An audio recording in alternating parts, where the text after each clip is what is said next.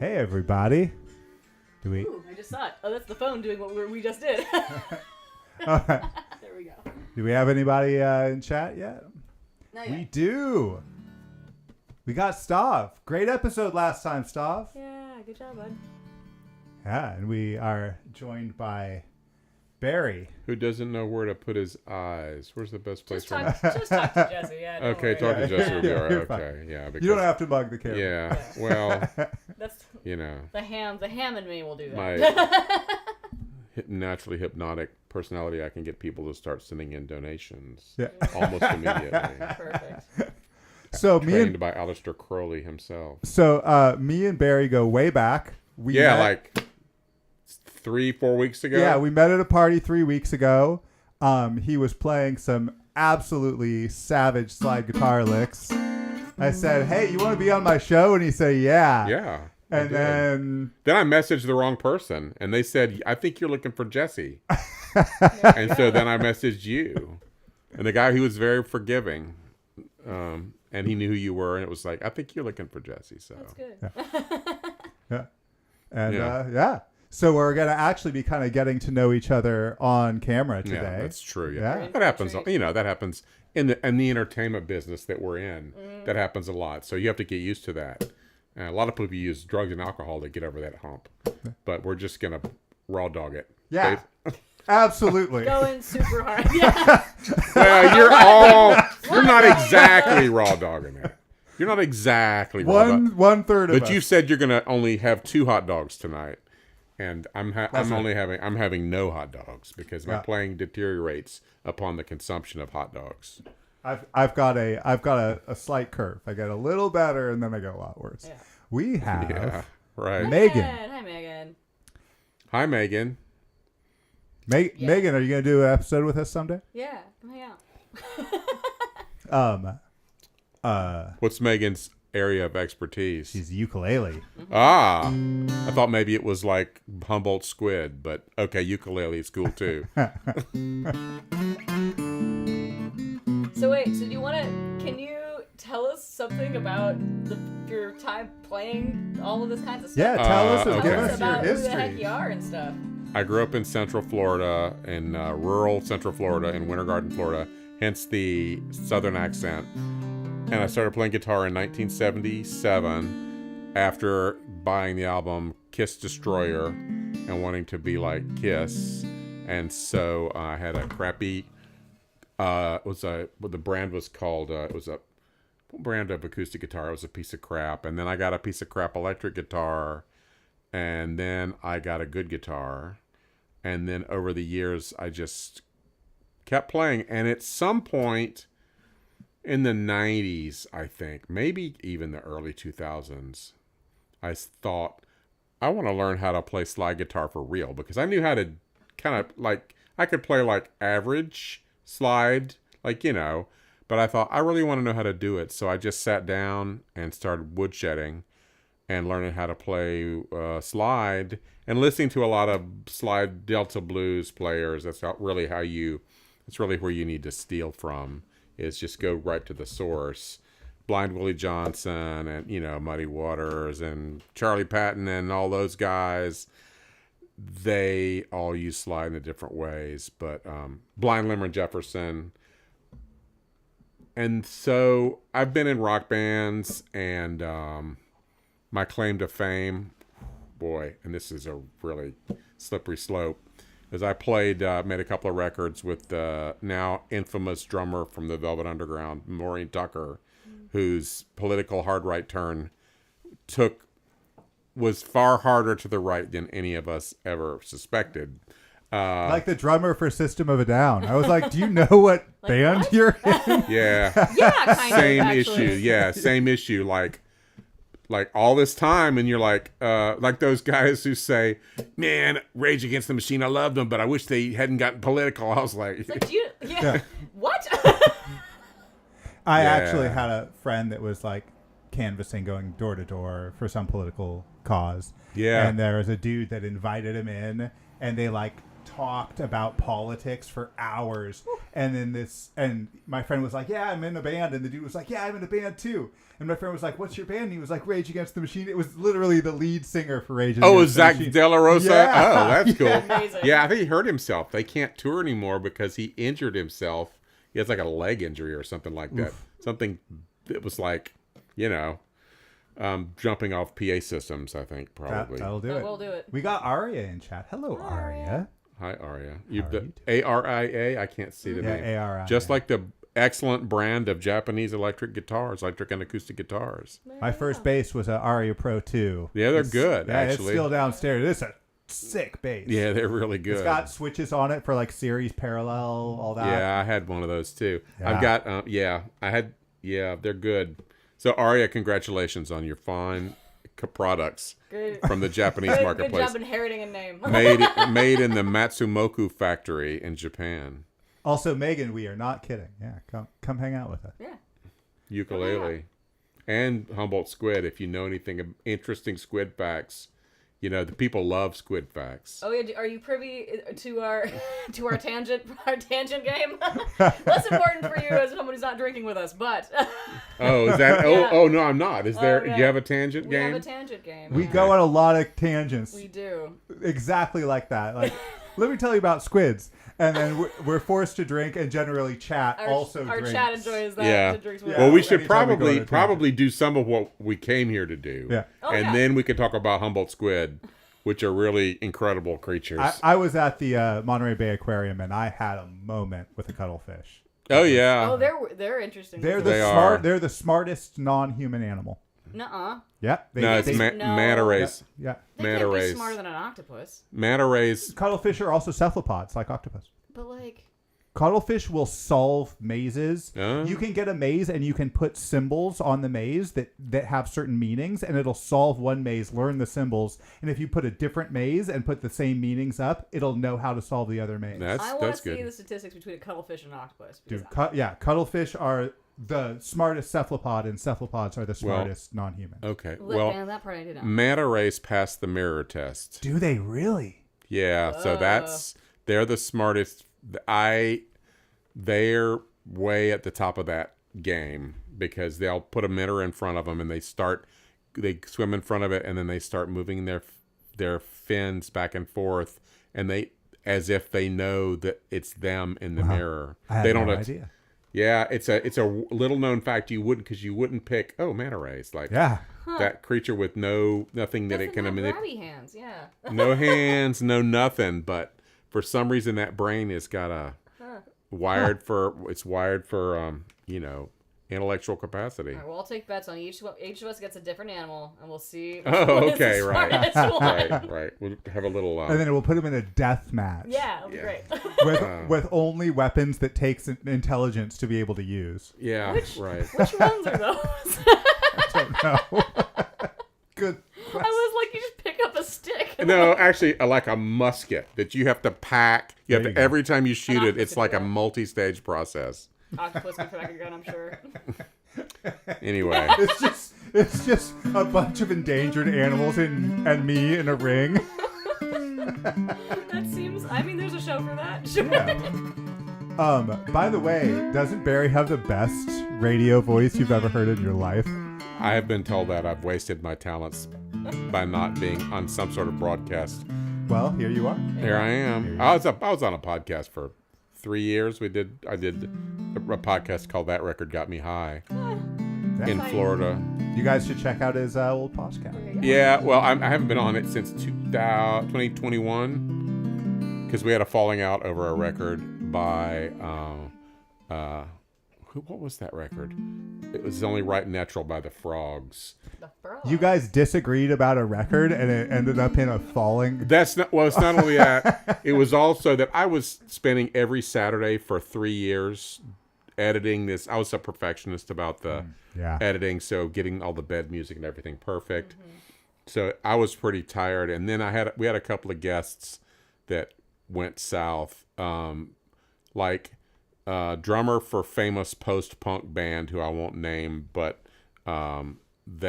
he was just kind of a dick, and he was enough of a dick that I felt kind of abused at the end of the episode. Oh, no. And then there was that, and also the Frogs record we disagreed because it's a very contentious record. It has very contentious subject matter, and yeah, at the end of it, I was just like, we're gonna move to Oakland in a few months. I'm done with this, and so Rob continues to do the show. I'm now a patron of the show. And, but that record got me high. It's an excellent podcast, and I highly recommend it to you. They take a guest comes on every week and talks about a record that got them high. That's pretty proverbially or literally. I dig that. Yeah. Where can they find it? It's on Apple Podcasts. It's on Spotify. It's on every podcast platform. ThatRecordGotMeHigh.com. Rob's a great guy, and he's still doing it, and he's doing a great job. And I'm glad I don't have to do it. There's your slide. This finger? Yeah. Well, you know what the truth is with slide, since we're going to be doing slide guitar instruction, you should put it on whichever finger feels right for you. So, am I going to need to be able to fret above or below the slide? Not necessarily. We're just doing slide. Like yes, I do that, but we're concerned tonight with yeah, exactly. There you go. We're concerned with that. All right. And so I wear it on my ring finger because that's how it's comfortable for me. Jeff Beck, he wore his on his pinky finger, and he sounded mighty fine. There are people who use their middle finger.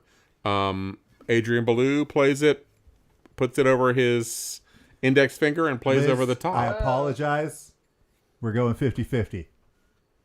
That's fine. I want to be able to see. Yeah, see his hands. Oh, what I'm doing? Mary's Okay, doing. so the thing about slide is that it communicates in a way, the same way that a well-played violin does, in that the sonority of it seems to connect directly with the human emotional centers in a way so that it's a voice. It's like a crying voice.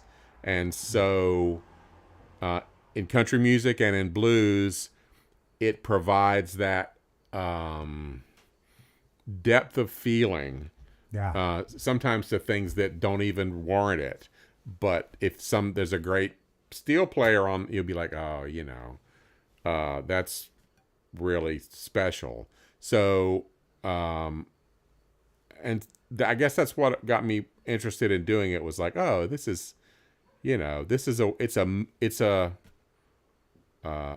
a way to communicate emotionally with a very simple device. Yeah. It gives you the freedom of like pitch articulation, which like.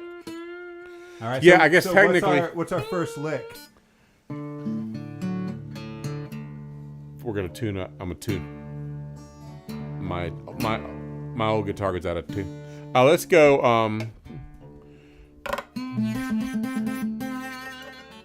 So 3rd fret on the right. And I finger pick, and so I can play slide with a pick, and I can also play in standard tuning. But slide is a lot easier than tuning, because you can dick around and it's just gonna make something interesting pretty much whatever you do. I see. Oh, we should let people know what to tune their guitars to. Right. So right now we're tuned to open D, which is D, A, D, F sharp, A, D. And you can tell that we've all got slightly different versions of that tuning, and that's fine. This is just like an informal blues jam where people are showed up. Everybody's Friday night. People worked hard all week. They just want to boogie. You want a boogie. All right. I didn't expect us to have any diagram time, but this tuning probably warrants a quick diagram. Probably. So if you're watching this back, you can pause here and tune your guitar.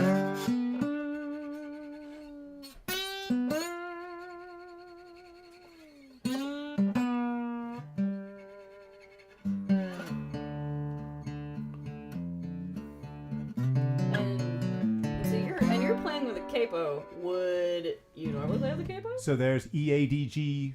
I usually go D, A, D, F sharp, A, D. Right. Yeah, I usually play an open C just because, frankly, that way I don't have to be too warmed up to play the guitar. I can just pick it up and the strings are loose enough that I don't have to worry about, I can just sit down and I'm lazy. Is the short answer. All right. So here is E, A, D, G, B, E in blue. That's right. And then the low string, we've tuned it down to a D. Yep. We've left the A. Yep. Here. Yep. And we've left the D here. This G, we're going to tune it down to an F sharp. Mm-hmm. This B, we're going to tune it down to an A. Whole step down. If I could draw an A. And this E, we're going to tune it down to a D. And the interesting thing about that is we've tuned it in the shape of an E bar chord, basically. Correct. So it's the shape of an E major chord on guitar. Correct. Yep. But we've just tuned it to that shape, and in doing so, we've had to tune down. Yeah. So now we're a D chord.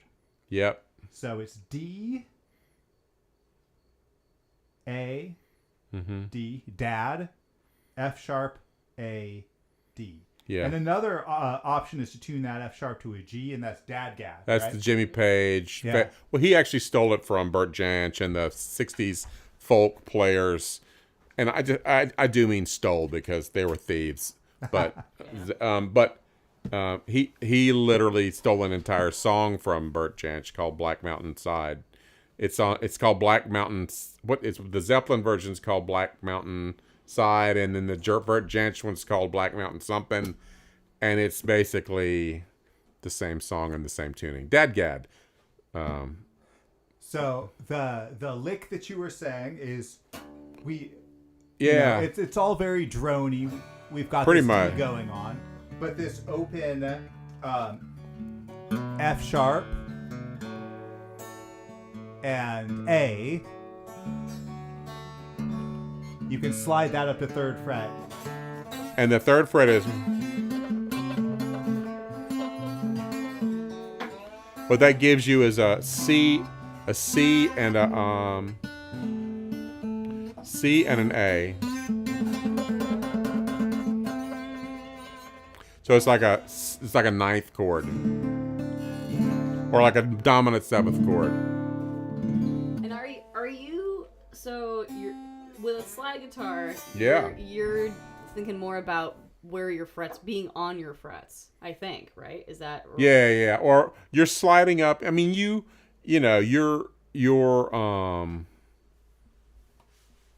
what did I do? What happened? I was trying to get you both on camera. Okay. Yeah. You want to land on the fret because then otherwise you don't sound like that, and you can always vibrato your way out of something. So that's one reason. As long as the vibrato is going sharp of the note and flat of the note. That's people's pretty ears much will too. find And the correct vibrato pitch. is also adds to the vocal quality of it. That.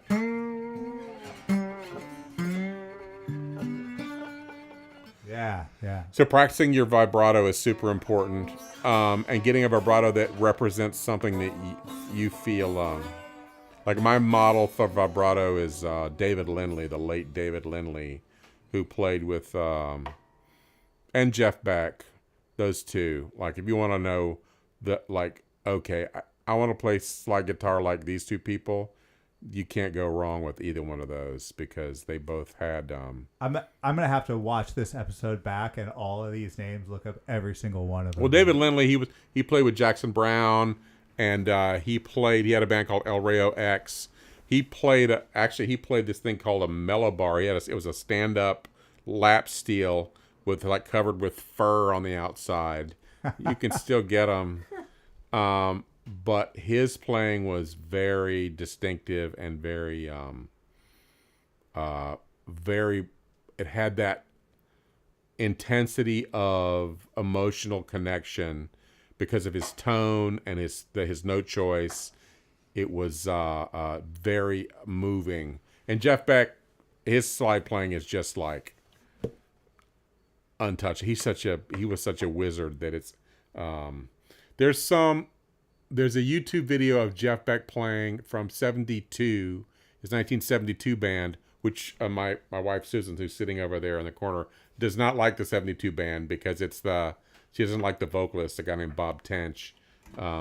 But they're on Beat Club and they're playing, and Jeff plays a lot of slide, and it's just remarkable. He's just remarkably good. So there's other rock players who play slide extremely well, but those two people moved me a lot. Their sound, it's about, and so playing slide allows you to to express a sound that's meaningful to you, and that there's a certain connection there with your self that comes out when you play slide. I think that if you're paying attention, is unique. Yeah, your connection. It's like Hank Williams, man, when they Susan knew Hank was going to come up too, because he had his lap steel player who, and Hank Williams' songs are just sad. They are real sad. This is PG-13 or language? Do whatever you want. no one's told us to stop there's yet. There's some swearing. You're fine. His songs are all sad as fuck. Yeah. Because Hank Williams was sad as fuck. He was sad. He was a speed freak and an alcoholic, and he had a horrible, just bad marriage and all this shit, which led to some great songwriting. Of course it does. Hemingway would agree. But his steel player, Elliott Smith. Yeah, right. The more tortured you his are, steel the- player, sad. yeah. Oh my God, Elliott Smith. Every time she loves Elliott Smith, Yeah. and every time we listen to Elliott Smith, all I can think about is the way he died, and that's like the most horrifying thing. I just go, God. Like, okay, Kurt Cobain, yeah, I know everybody knows how he died. Rock people who off themselves. It's bad, but Elliot, come on, bro. Just, you didn't have to pick the worst possible thing you could do to Didn't yourself. he stab himself in the heart? Yeah. Jesus. Well, bleeding heart artist, everyone. Come on. Yeah. Just really. I mean, A little on the nose there, Elliot. A little bit. true. Yeah, man. He was like, I'm just gonna It's sad just so- all so over it's- everything. Unfortunately, when I listen to Nirvana, I don't think about Kurt and the Shotgun. Or when I watch Anthony Bourdain, I don't think about whatever he did. Some reason, Elliot, that was so. God, when Leonard Cohen. Oh man, that was I don't cry when a lot of musicians die, but Leonard Cohen got me.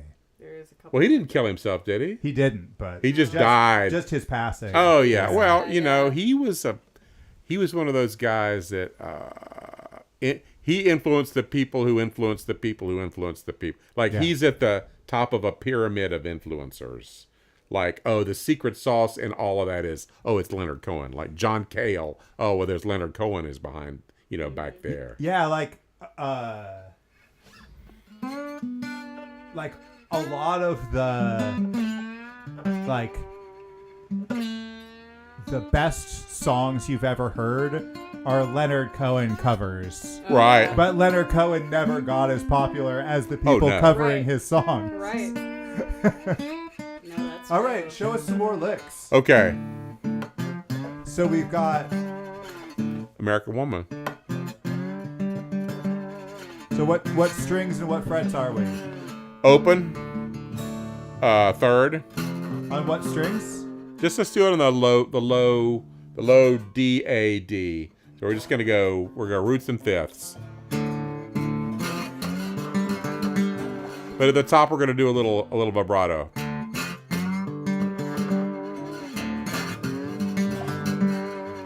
try it.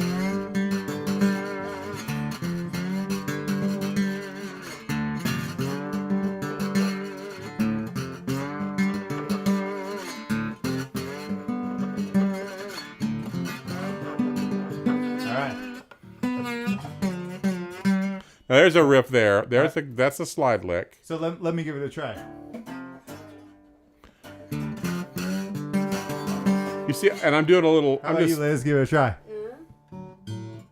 This too? Hold on. open, There open, third, fifth. Now you're looking at me. Now it's weird. So are you're open tuned, right? Yeah. So give me your 3 open strings. Just the deep 3. Oh, deep 3. And then the slide just right on top of 3rd fret. Yep. You And got then it. That's slide right. up to the 5th. And then vibrato Yeah. while you're there. Yeah. Just give it a little shake. Shake at the end. Shake it, baby. Yeah, you got it. Shake that thing. To quote John Lee Hooker, who's buried in Oakland at Chapel of the Chimes. Did you know that? I Do did you know who not John know Lee that. Hooker is? You know who he I is? do. Okay, Yeah. good. That's good. And he is on the 3rd floor of Chapel of the Chimes. Check it out. Because he lived down on the coast, and when he died, I don't know, somebody must have, because he's got a whole section. And there's a painting and a shrine. reminds me of- Okay. This tells you where how non-bluesy my brain is, because the first thing I thought of was like, oh, Cowboy Bebop. Just now. I was like, oh, Cowboy yeah, Bebop. Is John Lee Hooker referenced in that? That's possible. I doubt it. I doubt it. I but watched it's some of that. possible. I don't think that my youngest one suggested that for me because of the music. It's great. If you're an anime person or you're not an anime person, you like Space Cowboys. I enjoyed what I watched, but I knew I probably wasn't gonna make it to the Totally fair. all the way through it. Yeah. I did read a book recently though that I read through both versions twice. Now I read one version once and two versions. This book called "There Is No Anti-Memetics Division," and if you haven't read it, I highly suggest you read it because it's by a guy named QNTM Quantum, and Memetics is the root word for meme, right? it is. That's correct, and so That's the most Jesse thing ever. the premise of the book is that there's a website or a wiki for this thing called SCP, Secure Containment Protocol, and he started posting on there this serialized story, and it's one of the best books I've ever read. It's about a group who investigate and suppress these entities which are able to remove themselves from your memory. And so they have been around and they do things, but because they're so effective at removing themselves from your memory, there's no way to come for you to be even aware of them. But there's this group, and some of them are quite dangerous. And there's a group who have these drugs they can take that cause them to be able to see these creatures. And Spoilers. Whoa. no, this is all set up. This is all set up. Oh. And it's about what's the book called? There Is No Anti-Memetics Division. Whoa. Right. And I suggest you read both versions, because the original version is the one he posted on the SCP Wiki. It came out in 2000. And it's a bit longer and a bit darker. And then Random House or Penguin or one of those, he re-edited it, republished it. They had to take all the SCP. They had to change the stuff, some names and stuff from the original. And the story is a little shorter and a little tighter. But it'll get you based on our understanding of people who become controlled by the apparently inexplicable thought processes of others, and I think we can all identify with that. Know what I'm talking about. The era we're living through. It has a poignancy that it probably didn't when he first started writing it. A lot of stuff does that. Music does that a lot too, actually. Right. Oh yeah, sure. Right. I remember when after 9/11, Radiohead Amnesiac came out, and I was like, man, this record's got it. This is the soundtrack to that. God, I'm that guy that fucking loves Radiohead. That obnoxious guy that loves Radiohead. I did too, but I've totally kind of lost Radiohead. interest in him a little bit. I like teaching it because it's really It's fun and annoying, and every time you have somebody who's new to like learning it, they're like, oh, I really want to learn Radiohead. It's like, all right, Buckle up. buckle up, They let's do do it. weird shit. Let's get that 13, like weird 13s, 11, like count to some strange business. Nice. I can't remember what song that is, but that's the sound. Tom York playing If guitar. I tune up, I can do Paranoid Android. Yeah, I had that as my phone ringtone for a long time. Let's do some more slide. Okay, Let's go through. We've drifted. Let's go through. Let me talk about the frets I know and what I'd use them for, and then you help me expand on that. Okay. So I know that I can, if I were to play the blues scale on one string, Yep. it would be open 3, Yep. 5, 6, 7, Bingo. 10, 12, Yeah, with the and flat I can fifth. basically do that. Sorry. Yeah.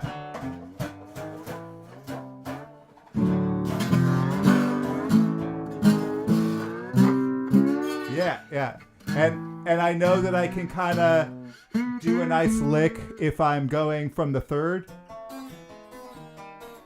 Yeah. I Well. can chromatic down. Yeah, but what you want to do with that is really the blues version of that is you're only doing the chromatic version of the what's on the A string. Oh. Or you could do it.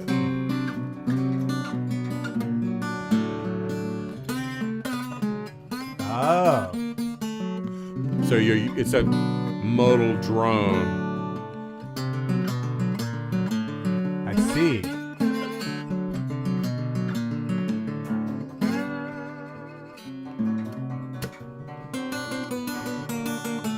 And then you would usually resolve to the fifth.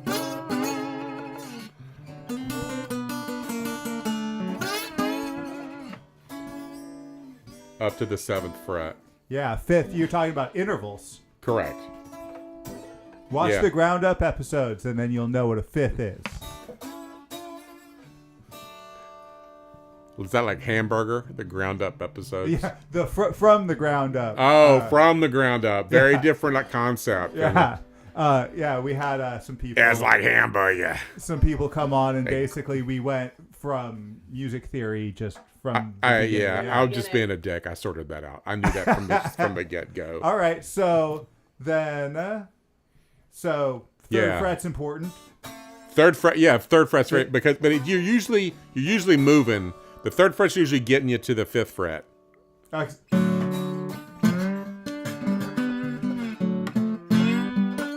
Oh. Because blues. They're not gonna use a straight up. They're not going to be minor third chord all that much because sitting it's on a chord on a major chord off the minor third. You're always gonna use it to work up somewhere else. I see. Always a transition. And then likewise, is that 6th fret kind of a transition fret? Yeah. Always sliding up to the 7th fret. You ever use that 6 to get down to 5th fret? You can do whatever you want. You can do whatever you can get away with. Whatever people will put up with, you can do. But if it's inauthentic, they're gonna know. Oh. Yeah, I guess that's. I probably do some stuff that sounds blues-y, but might not actually be stylistically correct. Yeah. I'd say the blues music, playing blues in a way that's convincing, and I mean convincing to yourself and others. Yeah. Is more about an emotional expression than it is about an intellectual expression. So Gotcha. if you could play 3 notes and they're meaningful in the course of a song, then you're ahead of the guy who played, 38 notes, and people are like, picking up their drinks and talking to each other. And this is like way transcends just slide guitar. Like as a musician, like you should be feeling the things you play, right? Because you won't be able to convey feeling unless it's genuine. Unless it's genuine, or actually, there are people who Megan said, "This is Liz erasure." They Thank can. you. We can't get Barry's left hand and Liz in the same. true. Oh shit! Here, what am I? I can, No, I you're can, fine. I can You're move fine, so you're that. fine. Oh look. yeah, there we go. Here, I let's don't see. need to be seen to be heard. That's out of tune. I think you could say this about.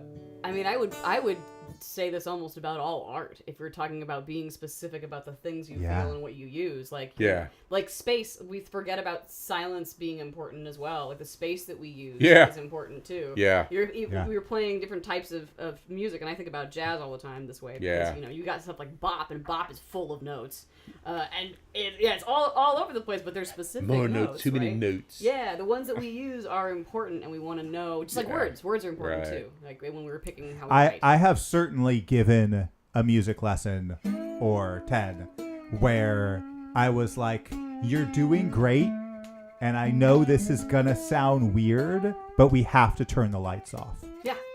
Like, let's turn the lights off. Let's make it moody in here. Mm-hmm. Stop thinking so hard and actually like have an emotional reaction to the notes you're playing. Because if you're in a recording studio, a lot of times a studio, you want to, even if you're recording at 10 a.m., it's nice if the lights are a little soft. Yeah. If it's not super, if the lighting is important and the mood is important, like, if you're going to have to record under harsh fluorescent lights in a public library, that's different than in a, some soft lighting in the, with proper, let's see, right place, right time. I've even lit candles right and incense and like. Oh yeah, real nice in there. Oh sure. No. Jesse's having a party, you guys. Now another important slide riff, if we want to learn one, is this where you're gonna pull down. You're gonna pull down from that's from the major third. You're sliding down to the minor third. God, I wish this guitar didn't have such low action. That's envious of your high action. No, it's all right. It's so it's gonna be your D string and your F sharp string.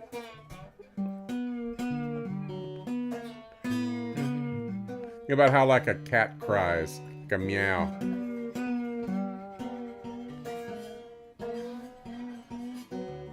I'll play a little. You guys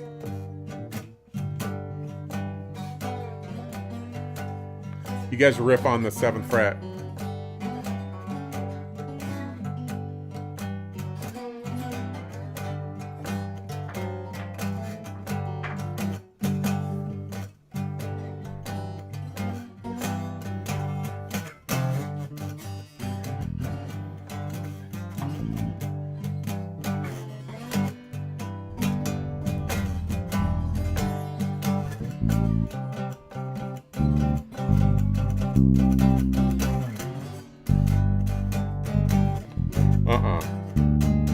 See, I'm fucking up now.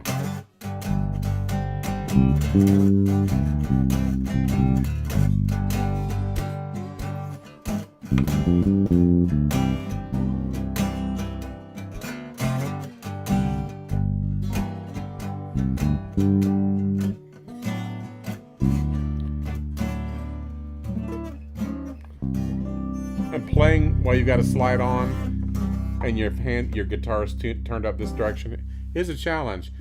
But I'm going to show you a cheat, an open tuning cheat. We were in G there. You capoed it, and now yeah. So the cheat. No, these are the Keith Richards cheat chords. Okay, so you if you play if you just make a bar chord at the 7th fret like that, and then are you in the same tuning? Mm-hmm. No, but bar chord in the I'm in the same tuning. I'm just capoed up. It's okay. fine. Okay. Do you need a capo? I don't think so. I've got one. No. Yeah, I mean, if you tuned them too. Yeah, we're fine. I just, like I said, I'm lazy and I tuned to open C. I don't want you guys to have to tune all the way down. So, but the Keith Richards.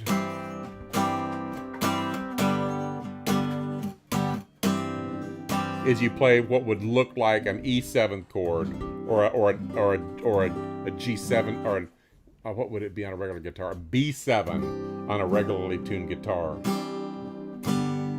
So that and it's got that sus. So Liz up on 7th fret.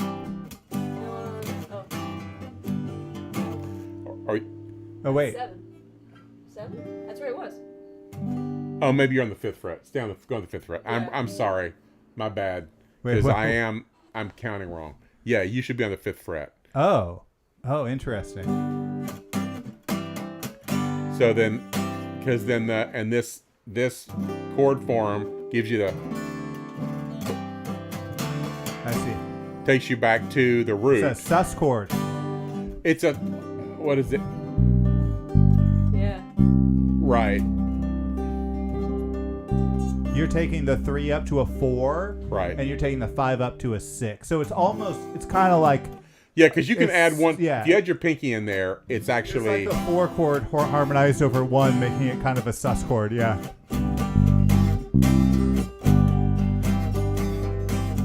You can slide up 2 frets and get to the 5th.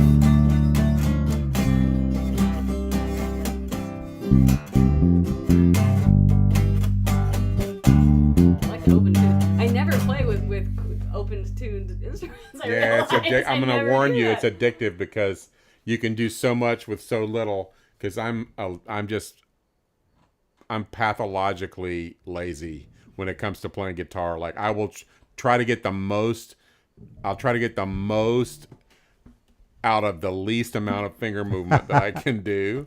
Because I've got big fat fingers and I'm 61 years old, and so I'm just not going to be able to fly around like I used to. I teach my students economy of motion, right? Yeah, absolutely. Get as much music out for as little. Yeah, effort absolutely. That's totally. the secret to playing fast too. It absolutely is. Yep, yeah. It is. By the way, we just got Tim.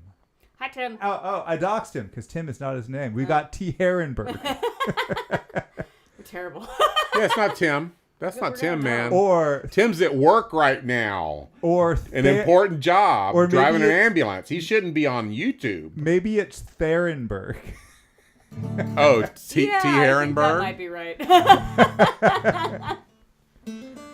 Are you talking? Yeah, like Luigi. Like, yeah, he was driving an ambulance that night. He couldn't. There's no way. That's right. Yeah, right. What was he was? He was having dinner with me. Yeah, right. Yeah. So you were there. Yeah. Oh, that's Dave. That's indeed. So that's and it's also because you can. It's easy when you're playing slide. Learning easy chords that you can do.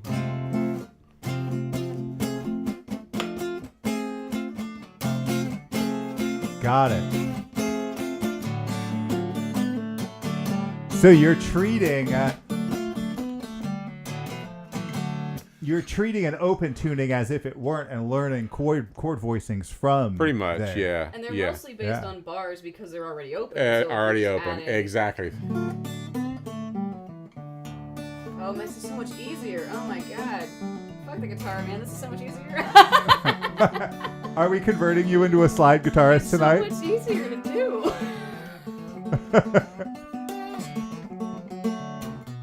Or rather, it's easier to think about. Not easier to do. Easier to think about.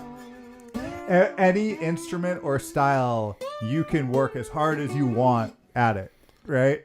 So that other riff we were doing, Right. You can, if you're playing bass, you can, Oh, right, yeah. you can be Charles Berthoud on bass and Yeah. work your ass off, and then bass is no easier than anything else at that point, right? None of it is easy. I don't want to do it anymore. There are things that are difficult on a standard tuned guitar that open tuning certainly simplifies. That is my point. Yeah. Yeah, Yeah, for sure. absolutely. Like I just figured out I got on a mission. I got on a mission to I knew that the way that the song Search and Destroy by Iggy and the Stooges, I knew that the way the opening chords sounded on the record were not the way that James Williamson, the actual guitar player on the record, was showing people it was played 20 years later. Like 20 years later, Stooges got back together and they're like, "Oh, James, how do you play Search and Destroy?" And he plays it, and I was like, "Yeah, that's not it." And so I sat down for like 2 days. I would just sit. I was obsessing over why does this sound wrong? Why does this opening chord sound wrong? And so what I did was, is there a standard tuned guitar here? No, I can make there be one. No. I mean, how about just like, it doesn't matter. Like, what about that one? Oh, what about that ES335 over there? Wait, let me just standard this one up. And so I sat down and screwed around with it and broke my head over it. And then I heard Street and Fighting Man by the Stones. And James Williamson from the Stooges is a huge Keith Richards fan, which he may not talk about in interviews, but it becomes plainly obvious the more Stooges songs you learn, how much he worshipped the Stones. Keith Richards. Okay. So here, I'm going to take this thing off for a second. And take the precious, the irreplaceable. I will be gentle with it. Yeah, I mean, it's not obviously it's been through stuff. It's a sweet guitar. Since late the 1940s. What? The action's so low on this. I was struggling to slide on that low action guitar. And I was like, my problem is that my action's too low, and yours is just as low. I make a lot of noise. Motherfucker. Frankly, though, if I'm not careful, I make a lot of noise. Dude. So I'm extra impressed that you're doing all this. So anyway, super low action guitar. Search and Destroy goes, the way everybody plays it is like this.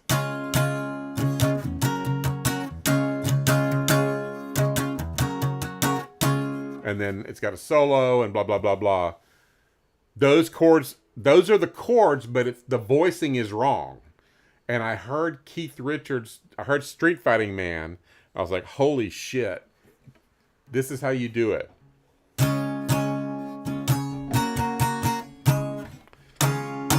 You have to go.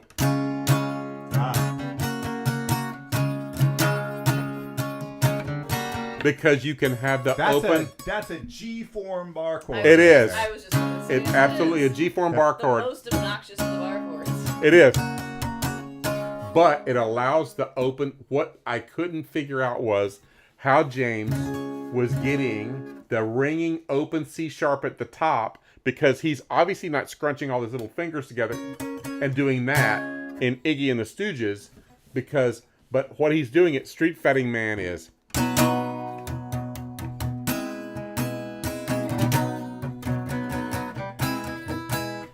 it's pardon me for it's the angle I'm at is not ideal. This is a very teachable thing.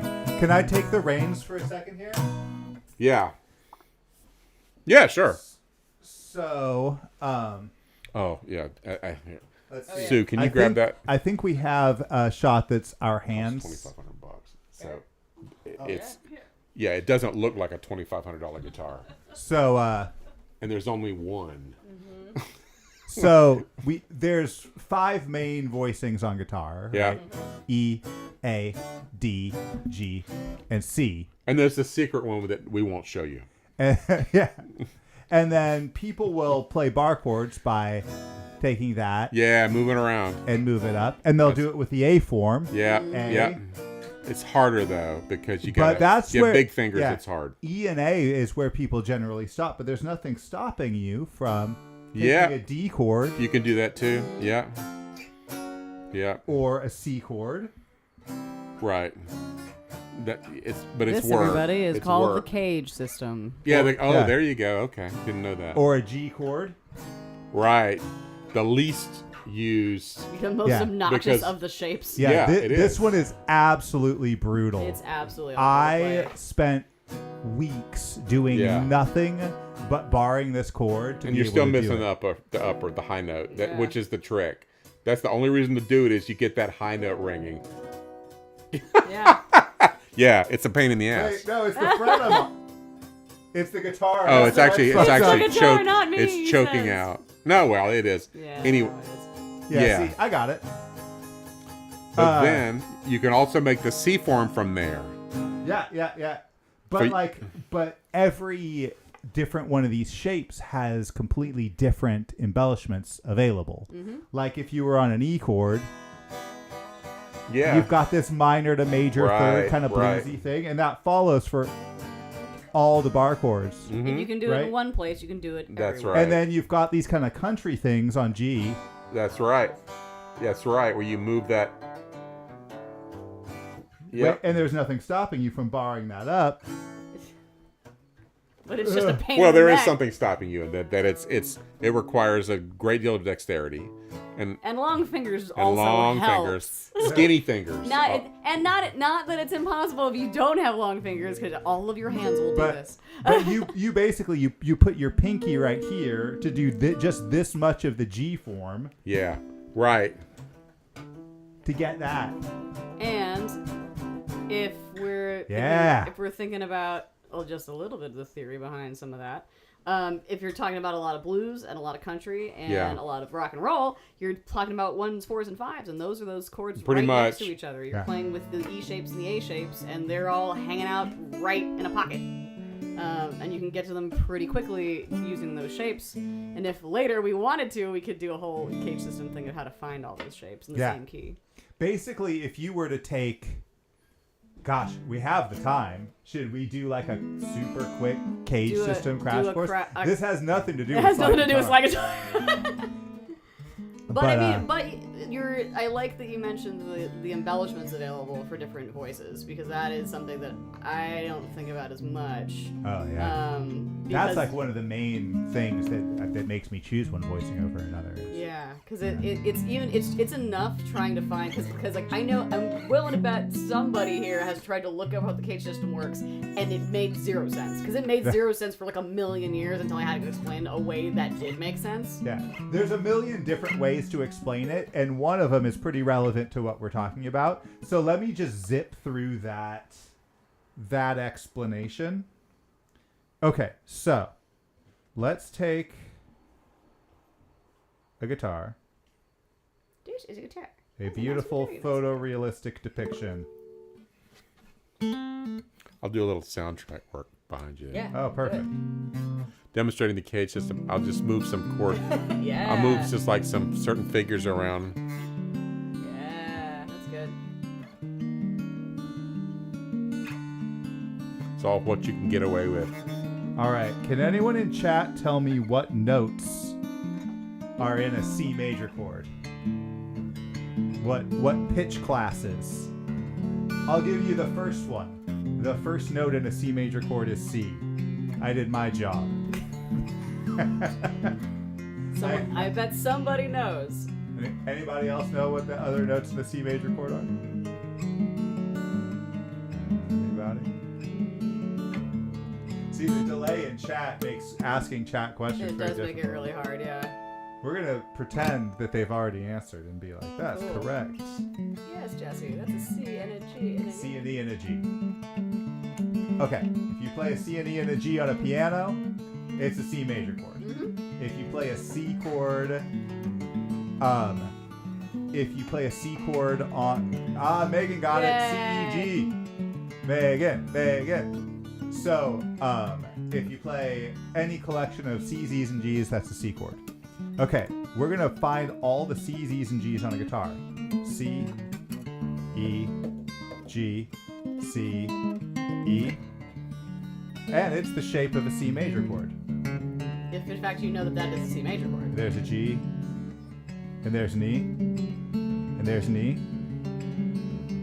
and there's a C, and there's a G, and here's an E, and here's a C, and here's an E, and here's a G, and here's a G, here's a C, and here's an E, and here's an E,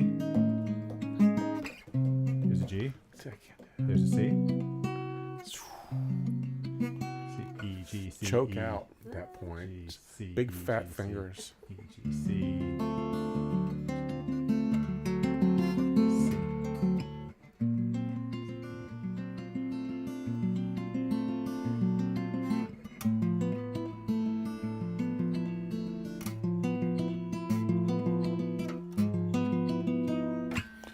All right, so there's a bunch of C, Gs, and Gs on a guitar.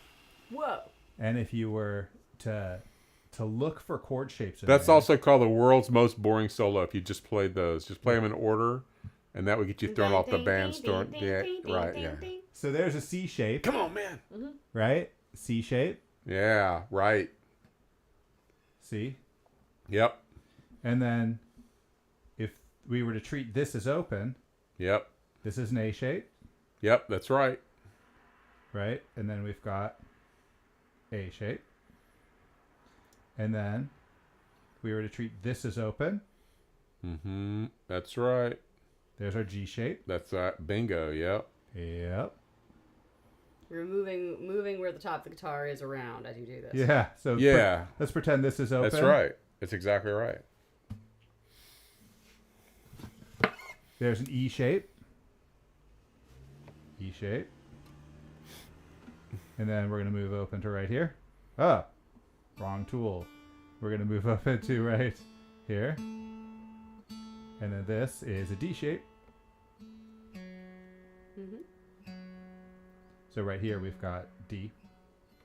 And then if we go full circle to 12th fret, we're back to a C shape. And you might be going, why do I need this? What does this do? Well, no, I mean it's helpful. It is helpful because you can those different voicings have different feelings. They have different presentation. So that G voicing, it's only useful in a very specific set of circumstances. It's otherwise it just is not, and people are just like, Yeah, but in those circumstances, it's indispensable. Street Fighting Man. You want to play Street Fighting Man? It's perfect. Yeah. But generally, it's not. Yeah. It generally doesn't work. Like an open G down at the bottom, it's great. People don't. Yeah, it's like nobody's going to yell at you for playing that. But if you play it up at the, the 7th fret, it kind of sounds different.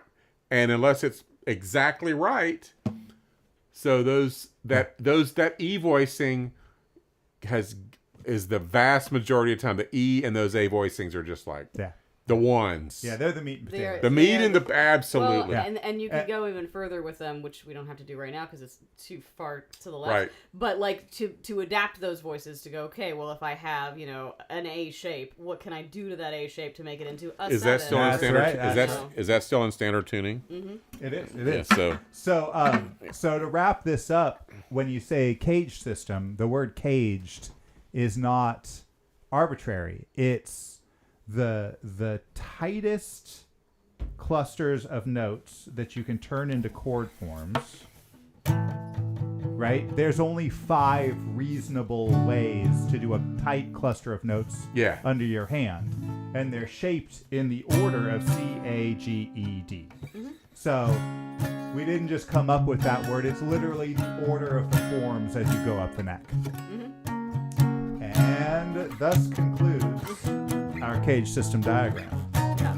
And if you want to look that up in other places and have it clarified in different ways, I recommend looking for things that are color coded, because looking at stuff in I've seen a million diagrams of this dumb thing, and it made me very, very angry. Looking at it is like, this is gobbledygook, doesn't make any sense. If you look at it color coded, you can see how things are broken apart. And then another fun way you can try to approach it if you're really wanting to dig into it more is to find like chords in the same family, diatonic stuff, and then go, cool, what's in a pocket? What are all those different shapes I can use? Yeah. But that's later. But also, yeah, absolutely. And you can play a subset of one of these shapes, right?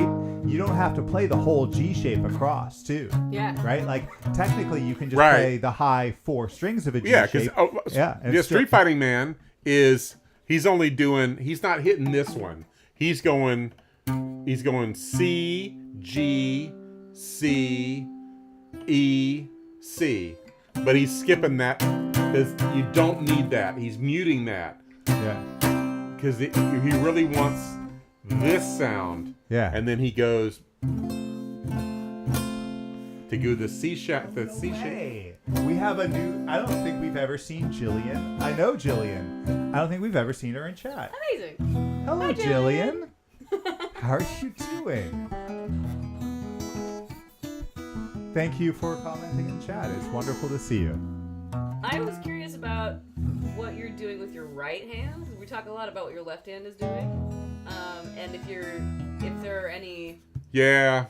That's usually my response when people ask me what I'm doing with my right hand. These are I have 3 fingernails that I try and not trim as it's basically thumb and my index and my middle finger on my right hand because I use the nails. And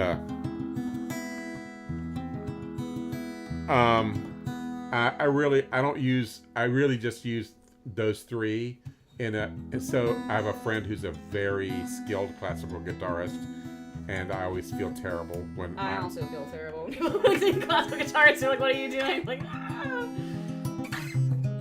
But that gets you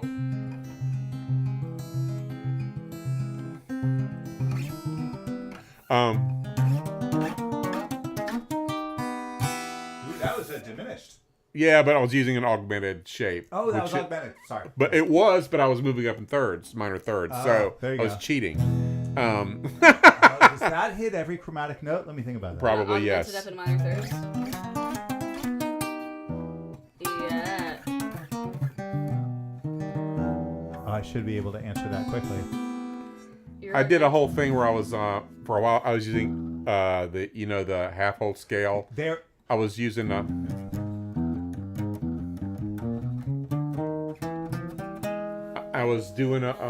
I was using this looper to try and play every possible I was setting up these loops to play every possible combination of notes using a variety, using the different registers of the half.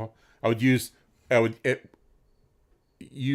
in the lowest register I would be with, and then the next register up. Half whole diminished scale. Yeah. That's my favorite scale. It's great, and you can always, like, if you start soloing in that, people are like, well, it sounds kind of Middle Eastern. It also sounds kind of bluesy, and it sounds kind of, so it's just like a great. It's also the basis for the King Crimson song "Red." So it's.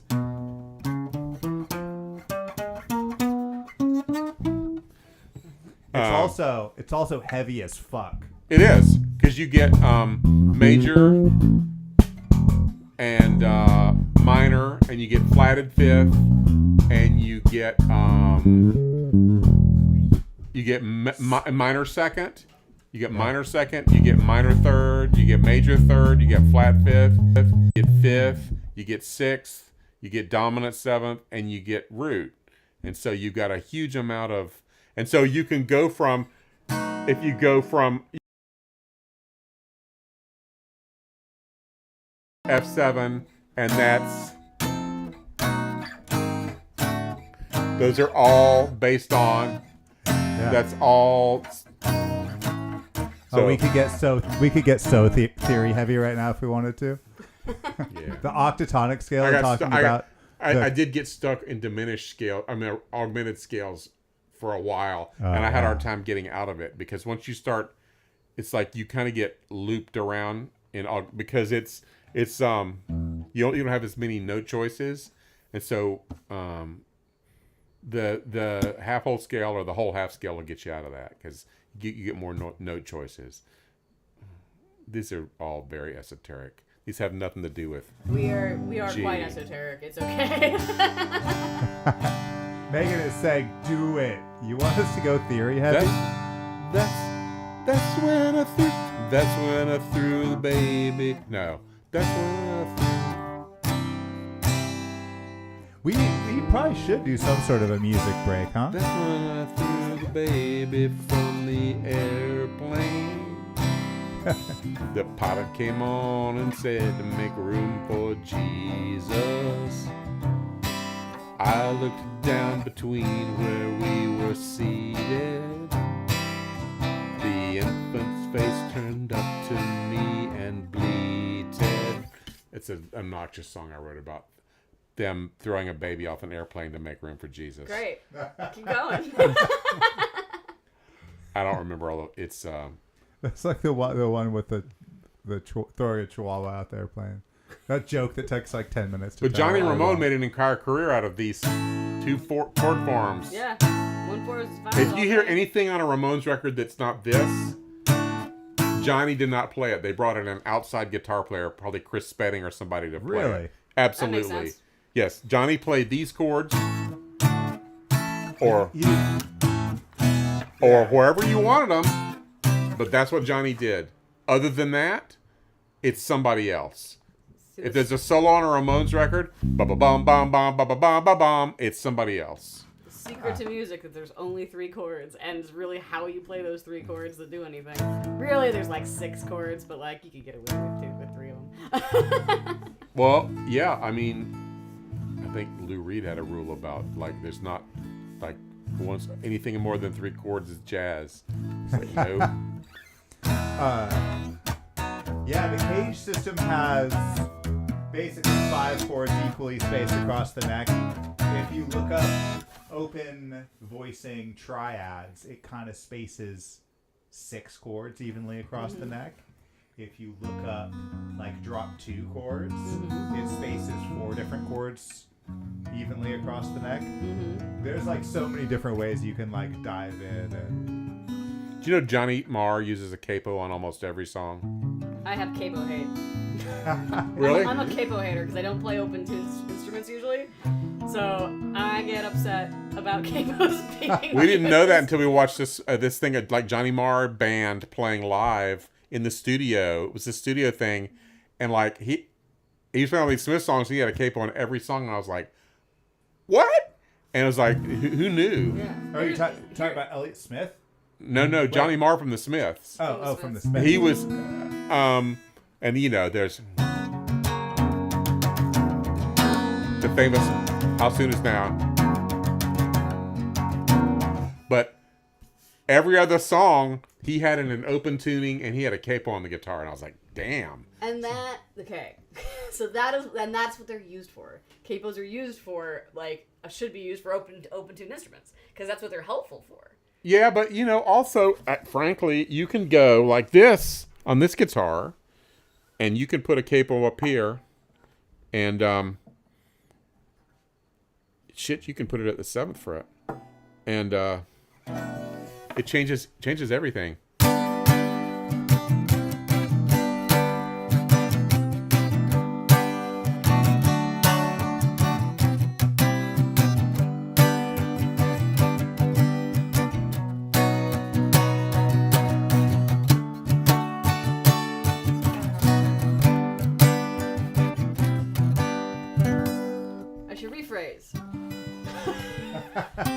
I do this to my students too. I do the exact same thing to them.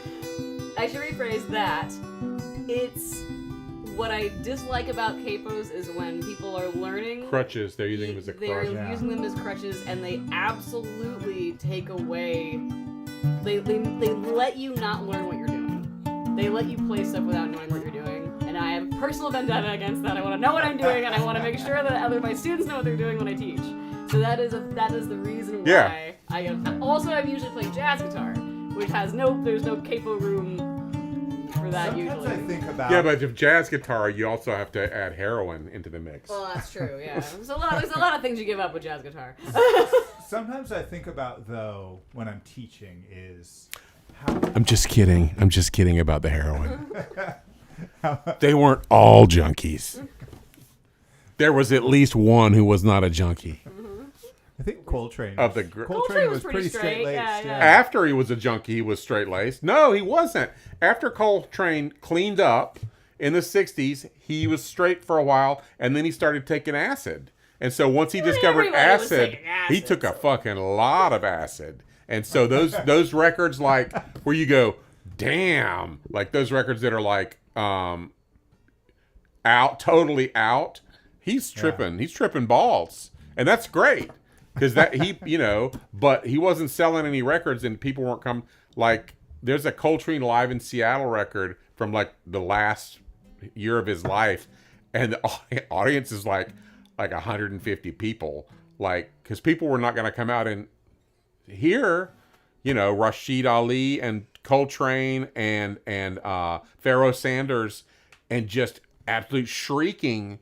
They would play the head and then it would just be like insanity for 15 minutes. I'd pay to go see that. You would now. Yeah. But in 1966, 67, people were like, oh man, come on, Train, play a Giant Steps, Well, even when Giant Steps came out, that was a whole thing. It bombed when it first came out. People were like, "What is happening here? What is going on?" Well, that's the nightmare. Yeah, people hadn't figured on the out, bandstand where people say, Giant Steps would be flat, and you're like, people hadn't figured out that he was doing like augmented matrices and all this very complicated stuff.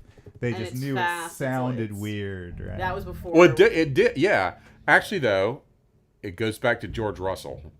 George Russell and the Lydian chromatic theory. George Russell, who put out a record called The Jazz Workshop in 1957, recorded in 56, Bill Evans' first employer of note. And George Russell was this crazy guy living in New York. He wasn't crazy, but who was an arranger, and he came up with the idea that he believed, and he had scientific basis for this, that the major scale that we use, which is that we consider the normal, was not the actual basis for understanding harmony most correctly. That the Lydian scale, certainly the brightest mode. That's our sharp 4, yeah. Yeah. And the sharp flat 5, yeah, and sharp 4, and he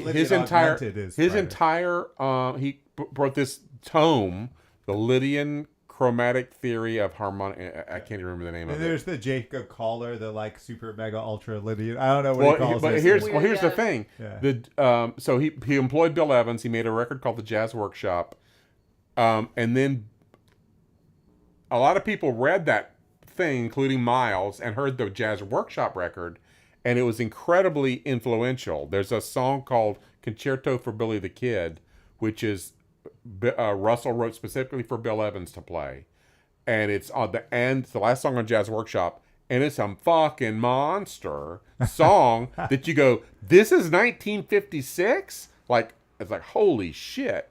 And so Dolphy and Train and Miles, they all were in debt to George Russell for this opening up, because Bill went to Miles's band, which is how Kind of Blue happened. So Bill coming out of George Russell's band into Miles's band. Bill Evans and Miles Davis together. It's wackadoo. If you haven't listened to Bill Evans, like, first go listen to him forever and ever, because he's a monster crazy person. Then look at his charts. Look at as a piano player. As a piano player, go like I've got a Bill Evans book, and it's something. It's some of the crunchiest nonsense. Like, the shapes that are being used are so crunchy. It's really wild. Like, and nobody else does stuff like that. It's really he's one of those guys, when he touches the keys, you go, oh, there's Bill Evans. Yeah. And that's on a fucking piano. That's a trick, because a piano will genericize anybody, because it's just such a I disagree. So let's talk about a Bill Evans voicing for a second. Yeah. He would take a minor 7 and he would go 1, 11, flat 7, flat 3, and those are all perfect fourths. And then put a third on top to hit the fifth of the chord. Yeah. Yeah, chordal voicings. Yeah. Oh, see, I can't hear it because I'm wearing my headphones. I can't because. Bum, bum. I know what you're doing though. Yeah. And then up a half step. Yeah. That's so what, yeah?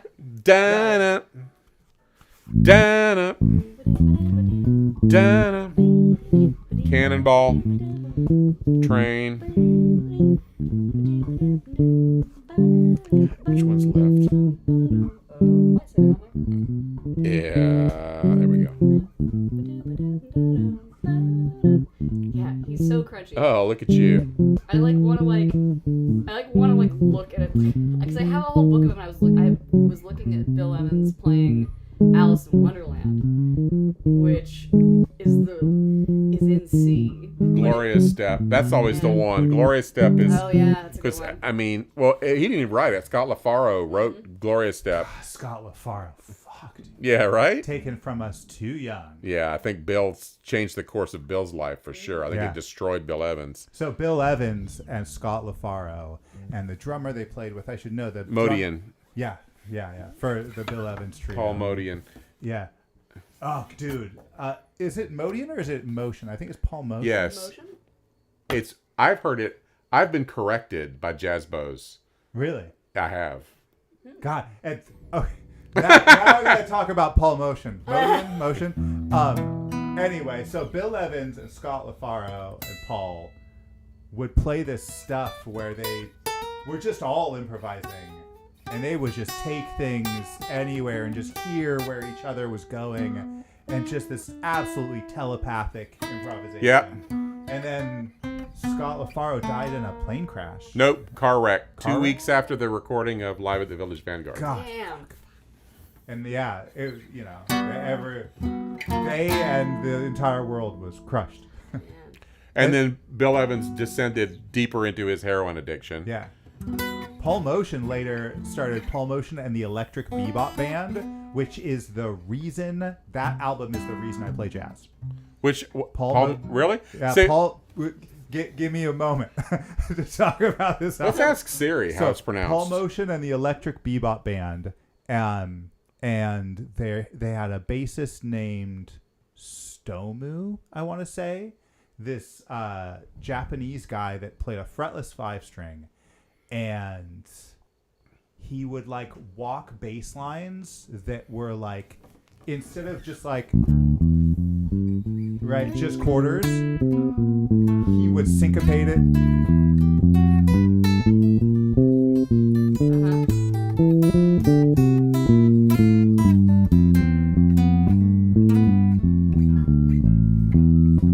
Playing that on top of a regular 4. Yeah. He would walk, but he would like syncopate how he was walking it. And I remember like I would just, for a year, every day, I slept all day and practiced all night. And I'd wake up as the sun was going down, and I'd just like put on that album and I'd listen to the whole thing with my eyes closed, laying on my back on the floor, and then I would make a pot of coffee and I would just practice, and I'd make another pot of French press and practice, and another pot, and then in the morning I was cracked out and I would just again sleep all day. And I did that for a year probably. Amazing. That rocks. Just listen to that album for a year straight and practice to it. Very nice. And they did the song Shaw Enough. Yeah. Here's one for you. The only jazz. But they did it with like electric guitar players that sounded like Bill Frisell. Whoa. Like, yeah, Stomu was on an electric bass, and they had these like distorted. It was so good. Whoa. So good. Anyway, sorry. I'm gonna reel it in. We drifted from slide, right? So I've been messing with this. Like, I'm not a jazz guitar player. I know jazz chords, and I know very basic theory. I know how to make stuff sound pretty. I can play 2 minor ninth chords in a row, and and then drop it down a half.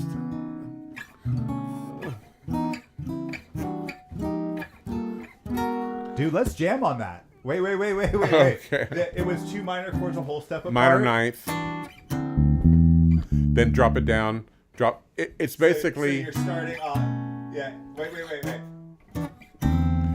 E minor ninth. Are you tuned down or something? It's just a regular standard tuning. Standard tuning. And then move, and then it's a B, C sharp minor ninth to a B minor ninth, and it's just moving those.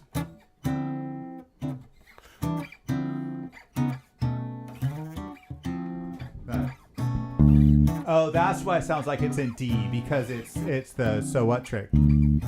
Yeah, something like that. But I've been playing with this, which is impossible. So give me that in time. Let's play it slower and feelier. So,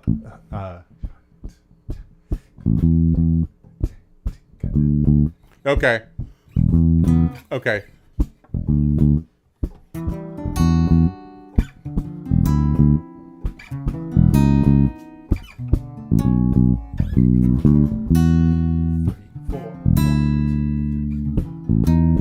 Oh, you want me to stick on the 2? Stick on the 2 note, just alternate? Yeah, and then these. Okay. So 3 of these. 1. Yeah. Oh.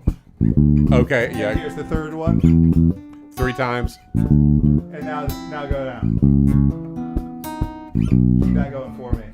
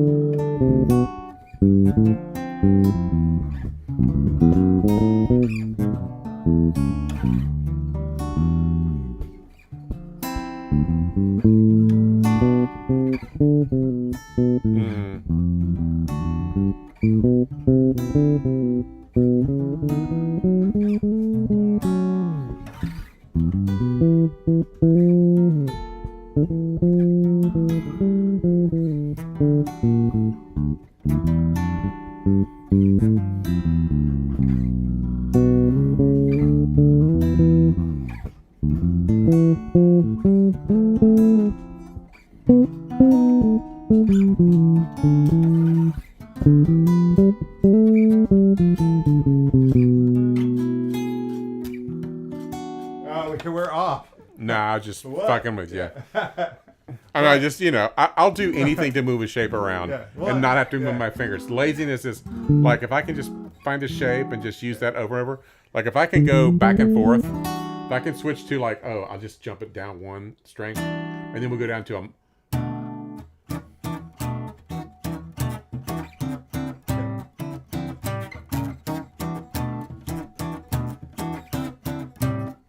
Let's take those slow feely one again. I think we can. Okay. I think we can get that. I think we can get that more dialed These in. strings are so fucking old. This is like, is this from my elementary school?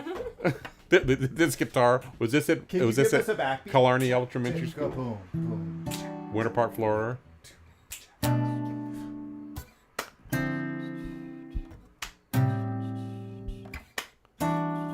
Wait, I'm out of trouble feeling it. 1, 2, ready, go. Snap. Snap. There we go. Yeah. And now. Oh, yeah. Okay. So the first one.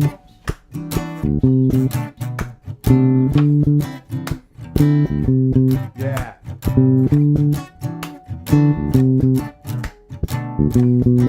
Oh. Top.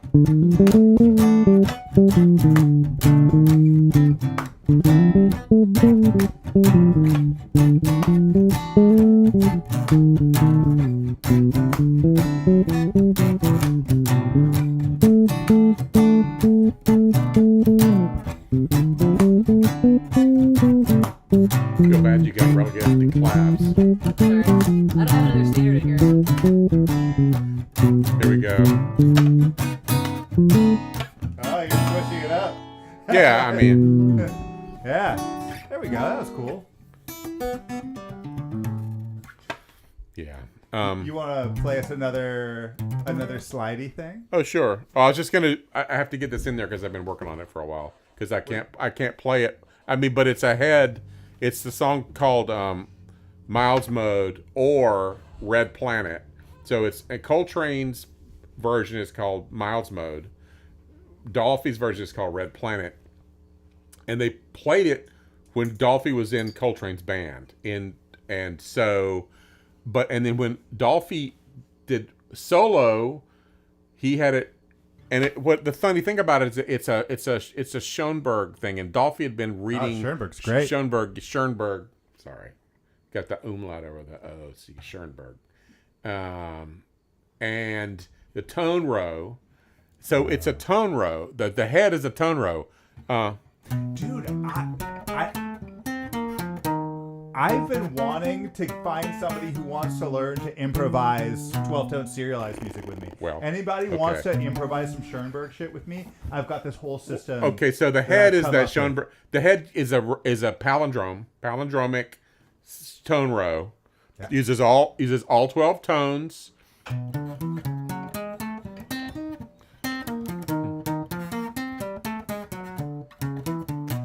But then, of course, Coltrane, the rest of the song is in B minor, and they train soloing in B minor, which is also incredible. When you play a tone row forward, yep, and then you play it backwards again, yeah, the backwards is called the retrograde. Right. There's a whole thing. And then if you flip a tone row upside down and all the intervals you go one way, you go the other way. Yeah. That's the inversion. Yeah. So there's the row, there's the retrograde's backwards, the inversion's upside down. The retrograde inversion is backwards and upside down. And then if you go up a half step, that would be the RI1, retrograde inversion up a half step. So you can transpose the row like to any of the 12 pitches. So why did the tone row cross the road? To reverse inverse itself. To get to the RI5. There it is. Oh my So god. that's So playing 12-tone music is a great way to also have a side job working in fast food. Yeah. Because it's like it's not like it's interesting, but it's also I just think I'm not sure where it gets you. Except to that. Like, because, I mean, there's composers that do things that are, like, when they say, like, Shostakovich, very weak sense of key is what they say. And when you hear Shostakovich and you'll be like, oh, this is in C major or C minor or whatever. And then he'll step outside of that, but the way he steps outside of it is so compelling that you're like, oh, okay. He shifts the emotional mood in this sort of, look, I didn't realize I was doing that. I'm doing that thing. Wow. Remember? like Quantum Leap? Like I think in Blue Velvet, Frank Booth does that. Yeah. I've never seen Blue Velvet, but that's the Pabst Blue Ribbon, right? Maybe. You've never seen Blue Velvet. I don't think I've ever seen it. Well, it was a movie that was kind of derided when it came out because of and then it's become one of those, oh, well, it's one of the greatest movies ever made. Because of its portrayal of iconic American ideals and the seedy underbelly of America in an extremely compelling way. And Frank Booth is the greatest movie villain. It's Dennis Hopper as Frank Booth is just perfect. He's the most terrifying character. Anyway, how did I get from there? I was doing this. Yeah. I think he was doing it because it was like people say, like, when you do.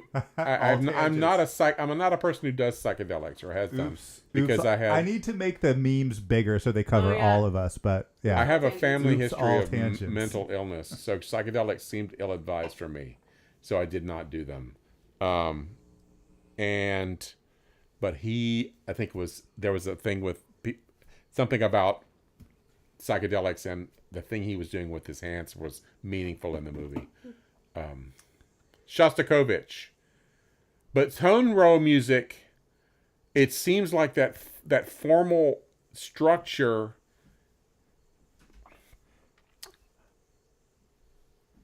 it's far removed from blues as you can get. Oh, that's true. That's right. Does that make sense? That's totally true. T. Herrenberg wants me to see Blue Velvet. Oh yeah, you need to see it. Yeah. Last episode, people were very... Was it last episode? People were very upset that I hadn't played Portal yet. Oh yeah, you like that game. And that I hadn't seen The Lion King. And now... You haven't seen The Lion King? Yeah, see? Now I know Liz. That's okay. Now like I know the Liz cartoon? didn't watch the Lion last King. episode. You know Like what? the cartoon? Yeah, you know. I didn't finish. I'm sorry. But like the cartoon? Yeah, I've never seen Lion King. And now people did are that upset I happen? haven't seen Blue Velvet. Every episode, somebody's going to get upset that I missed some pop culture I'm reference. just surprised. I'm bad at pop culture. I'm just surprised because it's been around for like a long time. When I was supposed to be watching The Lion King, I was on my floor with 3 French presses in me, blaring Paul Motion and the Electric Bebop Got Band. it. You were way cooler than me at this point. This is true. I wouldn't call that cool. It was terribly nerdy, but The Lion King is just Hamlet. If it makes you feel like better. If you know Hamlet, you kind of don't need to see The Lion King, I guess. but yeah, we should You know, recognize that tune? let's cut it up. Let's cut it up with some music.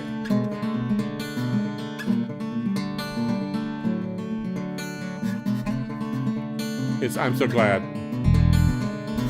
by Cream, but was originally written by Skip James, blues performer. Keep going. That's just the head.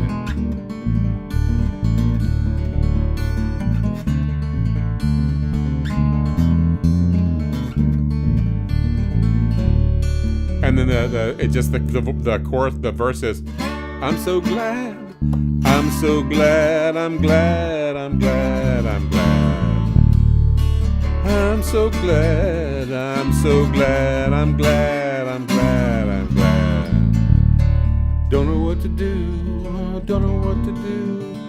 I don't know what to do. Actually, he goes, for the intro, he goes chromatically up, but in the verse, he goes, don't know what to do, don't know what to use the Keith Richards chord. I don't know what to do. So he's just going like a...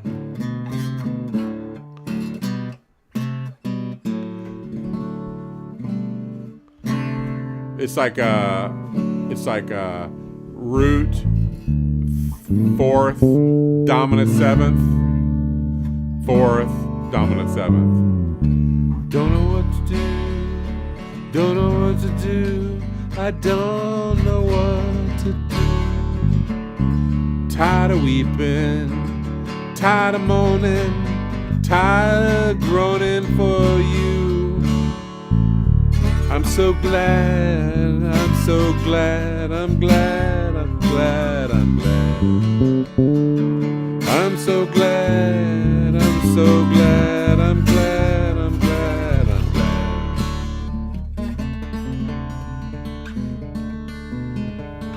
The Skip James recording, 78 from 1929, or maybe 30 or 31. There's one extant copy of it, which is extremely scratchy, but it was on compilations of blues Skip James music, and so Clapton had heard it, and that's how they ended up doing "I'm So Glad." And then people actually found Skip James working as it's a typical story of a Delta blues musician who made incredibly amazing and influential records. And then they found him 20 years later or 25 years later working as a janitor and taught him how to play his songs again, like Son House and Skip James, and got them out as part of the blues folk revival in the early 60s. And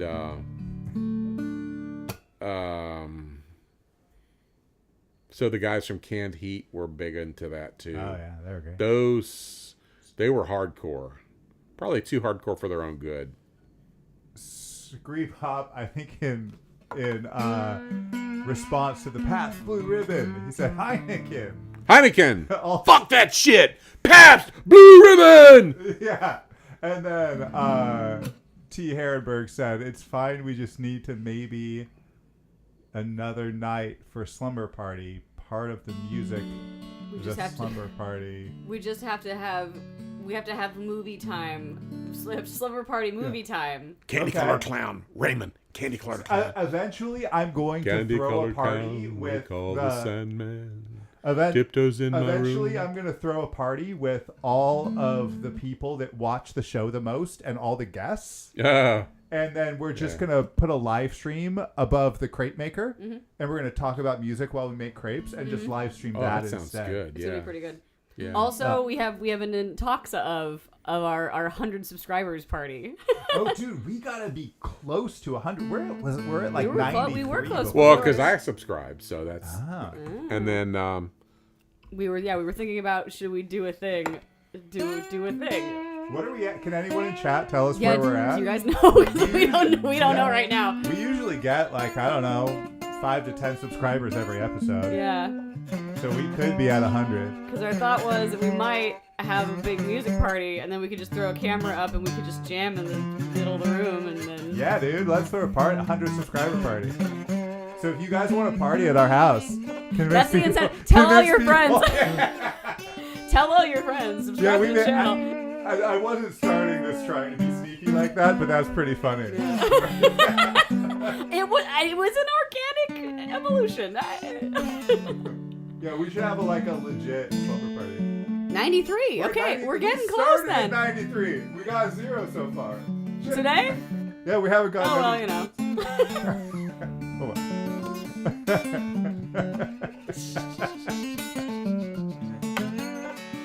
Let's see. Should we? What does chat want from us? Do you want us to teach more specific slide licks? Do you want us to talk about theory shit? You want stories? You want us to jam on songs? Do you have questions about stuff? Yeah. Any any slide stuff that we might be able to answer since we have a guest who's here? We might help with that information. We never plugged in an amp though, did we? No. We didn't. Yeah. That's all right. Unfortunately. I would say, well, my very basic question would be like, and we answered this a little bit, but if people are like, I want to learn slide, who do they listen to? Blind Willie Johnson. It's a wide question, but like, who are some good people to listen to first if you're brand new?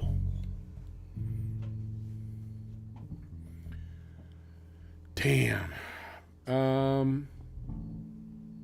Did I listen to a lot of slide guitar players, or just like a few people that I really liked? Like, and it could be people you like. Oh, Captain Beefheart. Oh yeah, Captain Beefheart's great. I love me some Captain Beefheart, and there's always slide guitar in Captain Beefheart songs, because he was always trying to get that Delta feeling into his crazed compositions. I actually have a quick question. Jeff Beck. I have a quick question for you. Do you know that one that's I got rambling on my mind? That like Mississippi Delta Blues. Who sang that one? Got mean things. I got mean things on my mind. Who's got mean things on his mind? Got rambling. It's probably it's Robert Johnson, right? That's Johnson. Robert Johnson, right? Who was just an insanely good. Oh, Robert Johnson. Jesus Christ. Yeah, so he's.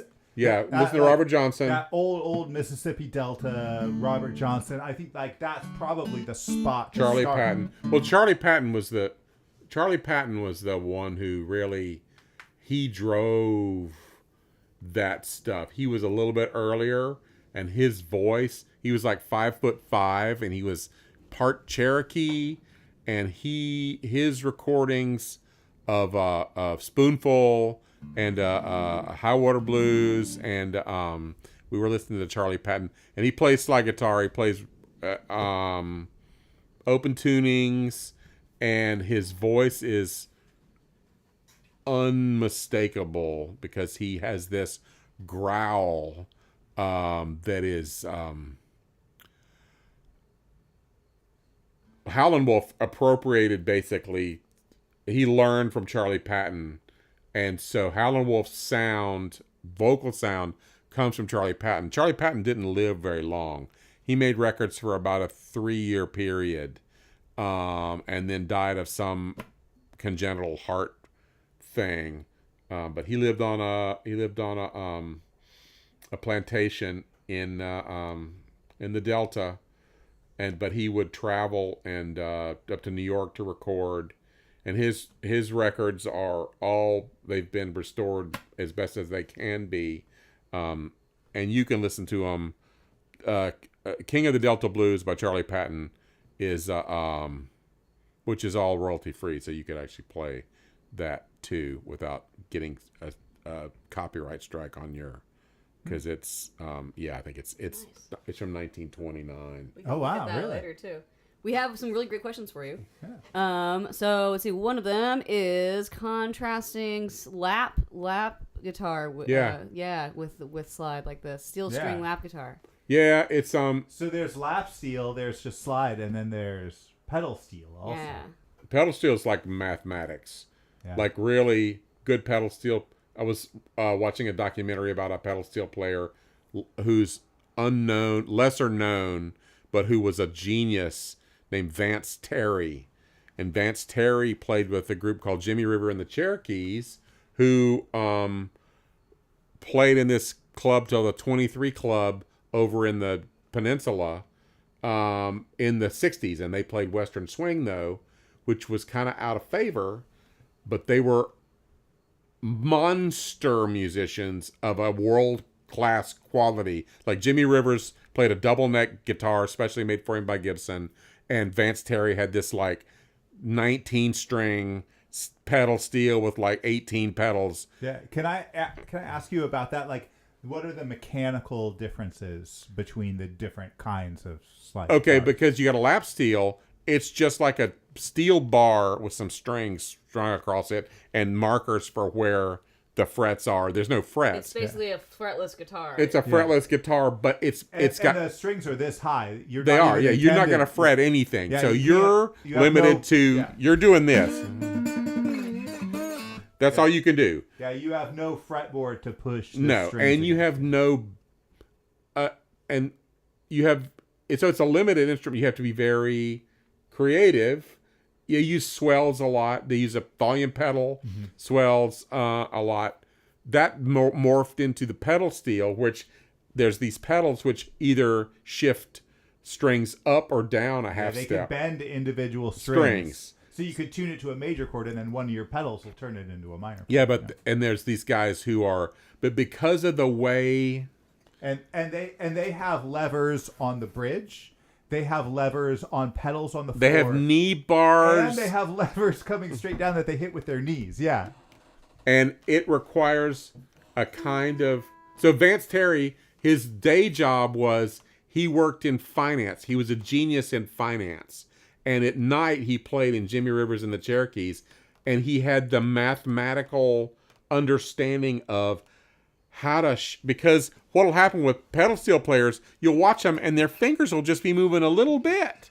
And they're playing all this incredible shit, and you're like, what the fuck are they doing? feet are going their crazy. feet are going crazy, and they're moving across. You have to think this way with the because it's with a pedal steel, because you're not moving up and down. You're just, it's almost a pianistic approach to a stringed instrument. It's kind of like the Chapman stick is a little bit too, but pedal steel players, good ones, are just, there's a kind of intellectual activity going on that is incredible. That instrument is small table sized. Yeah. Buddy Emmons, yeah. And then the lap steel is guitar sized, but the strings are real high. It doesn't really have a fingerboard. And It's easier than the pedal steel. I mean, And I've been listening to a lap steel player who is absolutely phenomenal, and he's actually installed a few of those levers on his bridge. Oh, so he can... Yeah. Do He's that. got about 3 levers on his bridge, and he'll also change the tuning by he's got the slide, and he'll grab a string on the far side. Yeah. Yeah, like it's crazy. he's got the slide and he like grabs a string and does a bend on the far side that he's not playing to change the tuning. He's wild. Yeah. Does absolutely beautiful arrangements of stuff. God, I wish I could drop his name right now, but I'm so bad at names. And then there's Slide, which is just Slide, which is What we're doing now. Well, the thing about the thing about Slide is there's some people who raise the action on their guitars and just play Slide, which makes it easier to not make that sound where you're whacking into the frets, which I make a lot, frankly, and I wish that I didn't, but I do. And you have to be very careful when you do that. Liz and I know an incredible guitarist named John Fine, and when he played Slide, he would actually fret notes on the far side of the slide, which lowered the string enough that it wasn't touching the slide. Oh yeah, you can. I mean, you can. You know, I can do it if I really. Yeah. So he could be like 5 all the way across, but if you push 4th fret, it lowers the string enough that it's not touching the slide, and you get like a negative 1 fret behind the slide. Yeah. Let's see, what other questions we have in chat? So we had the best strings for a slide guitar. Do you need a wire wrap? Not. Probably round wound. Is that? Yeah, for sure. Round wound. Yeah, flat wounds are not going to work, and nylons are not going to work. Round wounds and not coated. You really want a bright sound because you want to get the maximum sustain because that's what gives you that.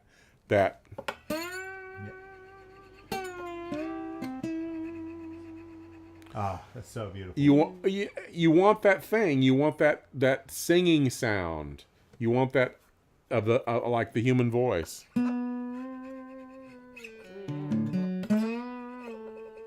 Very nice. And then we also had a question about the Hawaiian slide tradition. If you know. About that. Those guys are incredible. Yeah, they have a whole. It's a lap steel Hawaiian stuff that's and there's an entire subset of. There's like Hawaiian tuning. For guitar ukulele. What's it called? It's like I don't know. slack tuning or something like. It's something like that. It is. Yes, absolutely. That's a whole thing. Hawaiian guitar, slide guitar slack records. Key. Yeah, slack key. Slack key tuning. Slack key. Okay. If anyone wants to look up slack key and put it in there. Nice. Yeah. Well, I don't know what it is. What that tuning is. Drop Megan, drop can chat you look it up? Slack key is tuned to. And so it says that Hawaiian slide, the origin of the lap guitar. Would you say that's true or not? It could be. I don't know. And then I think Screebop asks. Oh, there he asked Hawaiian. I think we got them all. Did we get them all? Yeah. So apparently that it's stated in places that the Hawaiian slide has been the origin of the lap guitar. I have no idea. Could be. That could be true. I don't. I can't dispute that. Certainly, it appears in American country music. 30s, right? Since archive.org, all their 78s got pulled down because of the major labels. It's harder to go and do those kind of investigations of stuff. T. Herrenberg wants us to talk about actual bottleneck slides. Using a bottleneck as a slide. I mean, they make them out of glass. Like you can get glass slides. Yeah, you can. I always found glass slides to be too heavy. Dwayne Allman used a Coricidin bottle. Coricidin was a kind of sort of, I guess it was like an aspirin or a pain reliever. God damn it. Here, I got it. Don't worry. To my precious capo. Must have cost like $5. Oh, Megan says it's just basically open G chord. Huh. Like, with a C on the bottom. Oh, so it's a suspended. So it's got there's a suspension in there. So if we had this, it was an open G chord, we go. It's G over C. Yeah. It's G with a C in the bass. Nice, so you got a 4 in there. Yeah, G, D, G. Oh, and it's got a B in it. Okay, so you've got... It's an open A chord, and then you drop the E way down. Ooh, let's diagram that. That's killer. So you would go... Diagram time. So if I had here's an open D chord, and you would drop the D down to... what? So you've got standard tune, E, A, D, E, E. So the slack tune, they've got a G here and a D here. And then that gets you the shape of an A chord, right? You tune the shape of an A chord down to basically in the key of G. But the weird part about it is it's harmonized over a lowest note that's not in that chord at all, which that's weird. Way the heck it's down. It's way down. Way down. I wonder... to a low C down there. I wonder if that has anything to do with, or if they're tied together, since this is Hawaiian slack tuning, right? Yeah, that's slack key. So I wonder if it has anything to do with the way that some ukuleles are typically tuned. Oh, maybe, yeah, because there's that hinky note. Yeah, they're very C centric. Yeah, with that low C. And then if you had that G chord, you could easily slide it up to 5th fret, and then you've got. Oh, let's do it. Oh, this is great. Oh, man. I'm going to stand up for a minute. Yeah. Well, they slack key investigation. Let's see. What can we do here? They can go there. All right, so let's get this G chord on the high strings. And there's a ukulele over there somewhere, I think.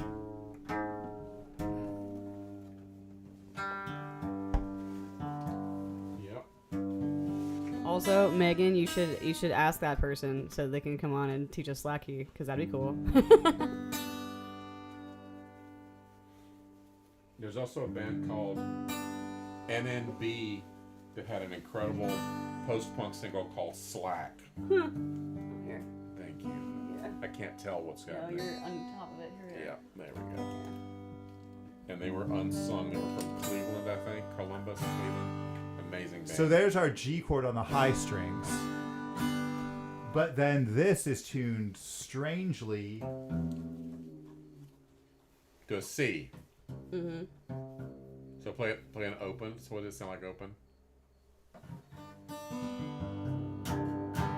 Wow. Right, which is weird. But if you were to bar your high 5 strings up to a C, right.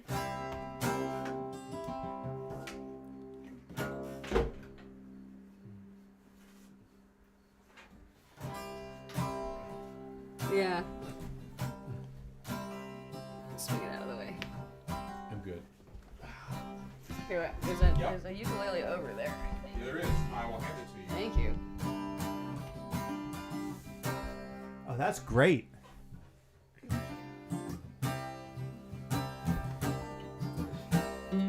the one band Rolling Stones.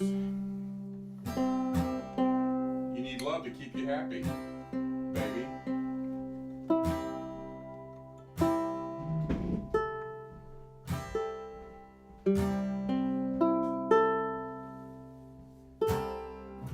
Oh, sorry.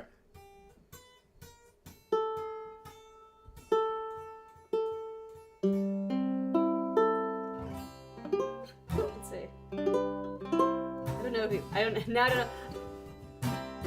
Yeah.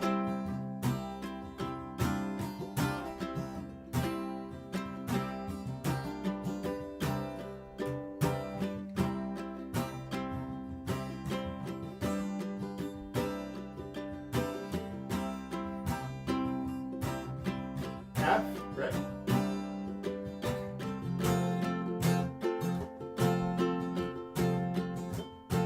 That.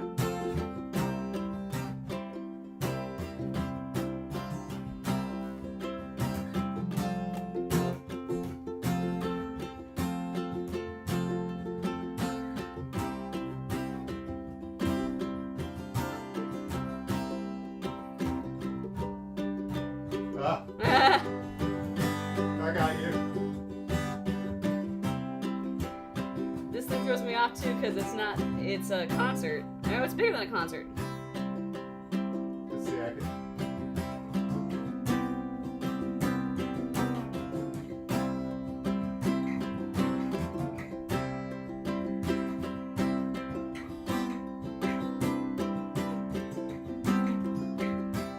Watching me figure it out in real time? Yeah.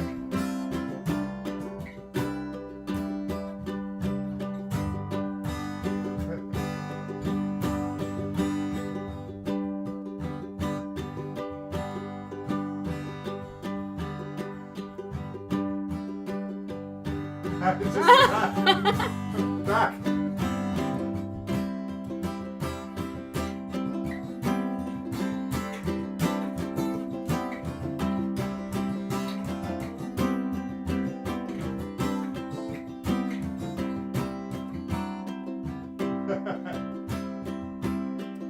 Yeah. I figured out how to find some diatonic thirds. Yeah, I guess so. This is in fact. I'm gonna say it's a bari. This is a bari, isn't it? Big enough to be a baritone, Jesse. This thing. That's not a baritone. That's probably a tenor. Concert or a tenor? I never bigger than a concert, so I would say a tenor then. Probably tenor, yeah. Yeah. I'm like, it was like, I'm listening to it going, that's lower than I remember. Oh, it's also got a low G string on it. You're that'll do that it. song off Zeppelin 3. That's the way it's gotta be. It's distinctly, and I wonder if they was using slack key tuning for that. I want to listen to slack key stuff now that I know kind of how to navigate the tuning to hear like what actually. I'm curious. Yeah, I don't know much about it at all, really. Yeah. I don't either. That'd be cool. Yeah, if we can get that person that Megan mentioned, like you know somebody. Yeah. But with our theory powers combined, we figured out like, oh, it's a G chord over figure C. out what it is. Can I see? Is that tuned in slack now? Yeah. Yeah, because you were a C plus what? C plus the rest. Yeah, is... bar the high five strings at 5th fret. There you go. Yeah, that's it.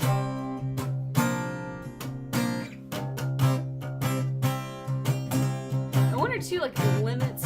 I mean, not limits, but.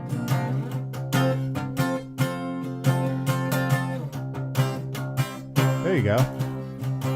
Well, Jamie said that she was just 5 years old, you know, nothing happening at all. 2 TV sets and 2 Cadillac cars, there's nothing healthy at all. I have a lighter. When one fine morning she turns on a New York station, she wouldn't believe what she heard at all. She started dancing to that fine, fine music, you know, her life was saved by rock and roll. Despite all,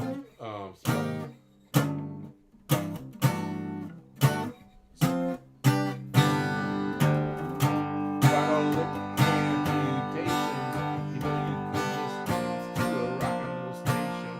It was alright. well, anyway, Nice. Yeah, it velvets. lets you. Yeah, it lends itself to a lot of chords that have C's in them that you can just deal with that low drop in there. But it's kind of an assumption on our part that the point of it is to harmonize it over that low C. That's true. They could be doing something completely different. Yeah. They could be like thumb over the top with that C. Yeah. Yeah, I'm curious. I don't know anything about it. Yeah. We got while we're serenaded by Barry, we've got some chat messages to get caught up on here. What do we got? I was just telling me I was asking what kind of ukulele it was. Yes, it's a tenor. It's a tenor. A Barry is bigger. I'm used to playing sopranos and concerts, so I'm like, this is big. Ukuleles. We got Megan says they have a good slack key. Yeah, we should have them as a guest. I did. I have said that about 3 times already. Man, don't you wish you thought about that? I do. I wish that I had the foresight. Yeah. Sometimes I don't. I thought I heard something, but I couldn't hear much over the sound of my own awesomeness. It's true. It's very loud. Thank you for keeping up. You're welcome. You're better at being not ADD than me. I appreciate you. Yeah. I want you to know that I appreciate you. Thank you. So what else? What else do I need to get? Is there a fun starter piece for slide technique? Playing classical guitar, and it can sometimes do some slidey things. Playing classical guitar? Yeah, so is there a fun starter piece for slide on a classical? No, because a classical guitar has no sustain. But they could start learning.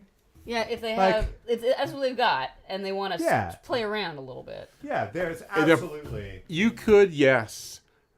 I would say invest in the cheapest acoustic guitar with the highest action and just tune it to an open steel string guitar. You could get one off, Buy Nothing Group and just tune it to an open tune. Also, Screebop, I've got guitars you can borrow. There, if you yeah, want it, exactly. yeah. It's just gonna be frustrating because we could demonstrate. We have a nylon string right there. Yeah. We have absolutely. it right. Oh, yeah. So Is that a? I'm not. That one. Not is, that one, yeah. yeah, that one is in 31 equal temperament. Yeah, no, that's a Jesse guitar. But it doesn't matter because we're not using the frets. Fair enough. I think I am not connected via headphones. How connected am I? Here, I'm gonna give you back the. There. I'm gonna apologize I'll to take it. any Lou Reed or Velvet Underground fans for my rendition of Rock and Roll, which is unrehearsed. It is a gentle way of describing. Yeah, right. So here's what's gonna happen. Ooh, wow. Yeah. I told you. It's a Jesse guitar. Here, I'm You gonna. didn't That's believe- fine. I you didn't understand. believe I me. understand. Jesse, I'm gonna. This is gonna do weird stuff if I were to fret it. Yeah. But if let's see what happens. Okay, yes, Sounds you can. great. It sounds great. You can totally do it on a nylon. It looks so silly with all these frets on it.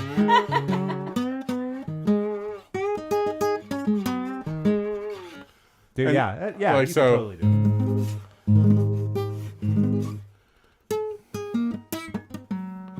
I don't even know. Wow. it. There's 31 There's frets 31. per octave. It's the Harry Parch octave, right? You know the Harry Parch? It is. It's- If you want to equate it to another tuning, it's quarter comma mean tone. Yep. Except quarter comma mean tone if it had all the missing notes. We get some good. This is the one that has. I forget which ones you sacrifice when. You you get better threes, worse threes. Yeah, I can talk about that guitar for a second if you're interested. Sure. I just want to play some horrible chords. Let's see. What if I here we go. Oh, there's a real A7. What I go? And it's the. Oh, there it is. Yeah. This is what you need. What you need is to bring some whole milk in here and see if we can curdle it with these notes. Yeah. So, what's actually in tune is just intonation, and 12 frets Right. per octave is really just it works because it comes close to that. Close. It's an approximation. Yeah, but there's other things you can divide an octave into other than 12 that approximate some things really good, and approximate some things better than 12 does. Okay. So every division you do is going to have some better approximations and some worse approximations. When they tune a piano, the issue is there's different theories about piano tuning, right? Like where if you so you're playing root fifth.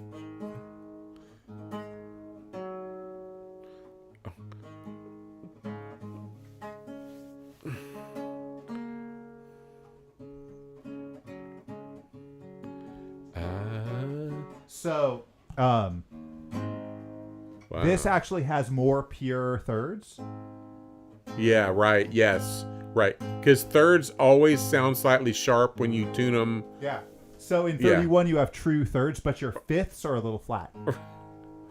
Yeah. So you said. So But not Not terribly. unbearably Yeah, flat. yeah. No, they're only Just like the flat thirds in 12 aren't unbearably sharp. Right. They're Yeah. only flat if you know that they're flat because you've heard them compared to others.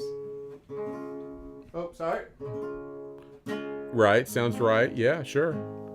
Right. And then you've got stuff you've got all these new frets. Like there is a let's see.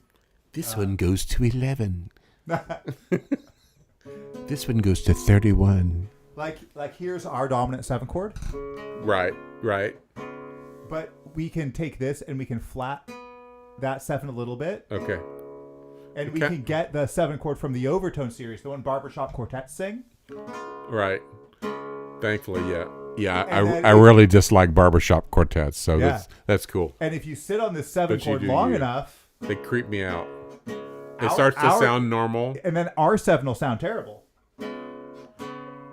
You become acclimated to it, Yeah. yes.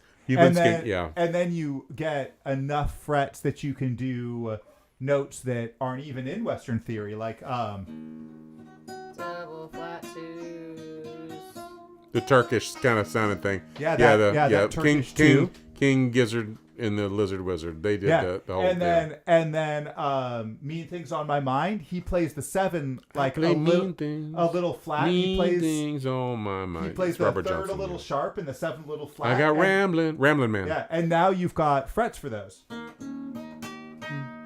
Yeah.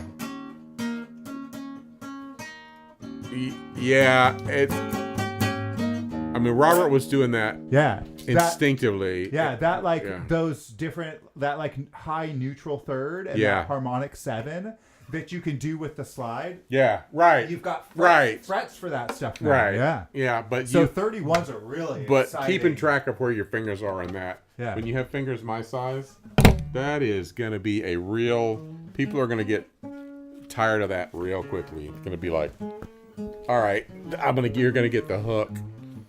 You know what the hook is? Mm-hmm. Yeah, vaudeville. Mm-hmm. My grandmother was a vaudeville performer. And also, you can't do a half-step slide on frets. So, like... right. True. Yeah. Oh, that's nice. But then you can... Right? You can do a slide.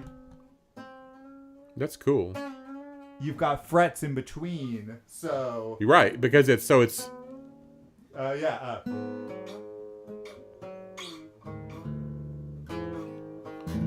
Normally, this hammer-on and the slide would sound the same, but now we got frets in the middle. I think what would be great is if you could go back in time and give the members of AC/DC all instruments with that number of frets on it and force them to play a concert in front of a audience. It would be a do. It would be. Oh wait, this counts as a tangent. I have to take a drink. My beer has. We're sharing the beer. You stole my beer. I just opened it.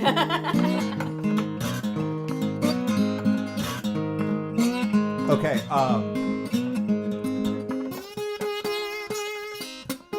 Do you want to see the trick to those crazy tunings? Yeah. All right, we're gonna go theory heavy for a second, like we do. So, a whole tone and a semitone. How many frets is a whole tone? 2. 2. So, and how many frets is a semitone? 1. 1. So, the major scale. Why would I not do it in numbers? 1, 2, 3, 7, 8. It goes 2, 2, 1, 2, 2, 2, 1, right? Yeah. 2, 2, 1, 2, 2, 2, 1. Right. And all that adds up to 12 frets. Correct. But you could decide that a whole tone and a semitone don't have to be exactly half. A semitone doesn't have to be exactly half of a whole. Right. So if so you could do something like 3/5. Right. So then you've got 5, 5, 3, 5, 5, 5, 3, and that equals 31. Oh, okay. Right? All right. Yeah, sure. And then a lot of tunings are like that. If you do 9s and 4s, that's like one of the most in tune. It nails every pitch in limit 5 just intonation with an accent. It's phenomenally in tune, and it's 9949994 equals 53. And yeah, it has like multiple interpretations. It has like the third from the harmonics series, and it within a cent, and it's got the Pythagorean third within a cent. It's What do you call it when? So you've got. So I mean, I'm so very little familiarity with macams and their flat twos and things like that. But I know those. What else do we have? Do we have like we must, based on the amount of degrees that these are split into. If you're thinking about 53 degrees, you must have things like double flat fours or like weird like. Right? Yeah. I don't know. You get a lot of weird things, yes. Okay, so you do end up having those, and fours and fives are weird. I mean, even 31 at that point, the note C sharp and D flat land on different frets. Right. And you would be thinking about. And by the time you're like 53, you're like, oh, okay, I guess it's D double sharp. Okay, so we're still E are different notes. So we're still talking about them like that. We're still giving them. Yeah. Okay. You can, or you can say, well, it's not like the thing I am playing is the 7 from the overtone series. I'm playing the harmonic 7, and it's not sharp or flat or anything. It is what it is, and I have a fret for it. Okay, so that's the same thing with our double flat 2 is just a new note now. Yeah, the neutral Macomb 2, that neutral 2, you can just say that's a note, right? Or you could say like it's a triple flat, whatever, right? Like we could prove all this stuff on paper. If we wanted to, but, yeah. Okay. That's great. And then like there's some really exciting intervals that you just don't hear in 12 tone, like. There's a Persian style of piano where they tune the piano specifically to a Persian scale that is not where the minor second is slightly out, and I think the major third is slightly out. And you can only play really in one key because it's tuned to make that thing. Yeah. But it's unique. It's very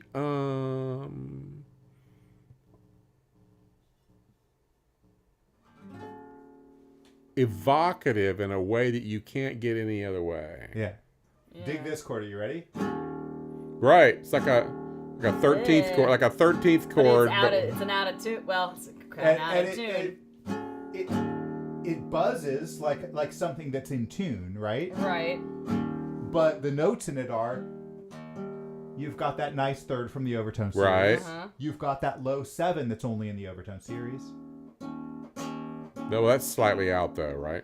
Yeah, that's a dominant 7th that's slightly out. It's flat of what we're used to, but it's actually the one from the overtone series. Okay. Oh, okay. And then you've got this 9 that's in the overtone series, and then you've got this extra weird note. This is the money note right here. It's the one that's halfway between a fourth and a tritone. Yeah. Oof. Right. So what would be a way to talk about that pitch? That pitch is a pitch that sounds good because it appears in the overtone series. But it's not represented in 12. I know, but semantically. But putting it at the top also is a little bit of a cheat because the higher you move up, the more tolerant we are of those kind of notes. That's right. But now we're so used to this extra weird crunchy note. If I play the normal 4, it'll sound wrong. Right. That's the 4 that we're used to, and it sounds like a wrong note if you hear that overtone series. Right, but I'm just trying to think of a way to name, because you wouldn't just be like, play that tone between 4 and the tritone. Like, you could call it the up 4th. The up 4th. Yeah. When you raise something by a comma, it's up, and when you lower something by a comma, it's down. Huh. So the third from the overtone series is the down major third. The just intonation minor third is the up minor third. Okay, so you have up and down and all the doubles and double flats and such. You can also say super major and sub minor. Okay. So like Okay. it could be like it could be major, super major, double super major. Below is neutral, minor, sub minor. Okay. So Okay, there is terminology for slight That was the question. Was like, how There the you how the fuck do I talk about this if there's so many degrees? Yeah, sorry I didn't understand your question at first, Yeah. but yeah, there absolutely is terminology for all that Okay. stuff. Okay, So yeah, that would be the up fourth. got it. Okay, nifty. You dig it. And I think it's a little up caret and a down caret, I think are the symbols. I could be wrong about that. Okay. Huh. Wow. Wow.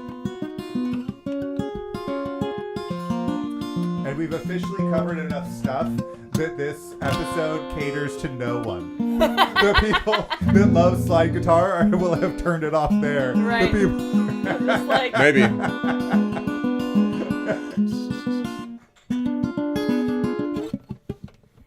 We're doing good. We also don't have to go until midnight. also true. Yeah, so whenever you guys run out of stamina. Oh yeah, music break.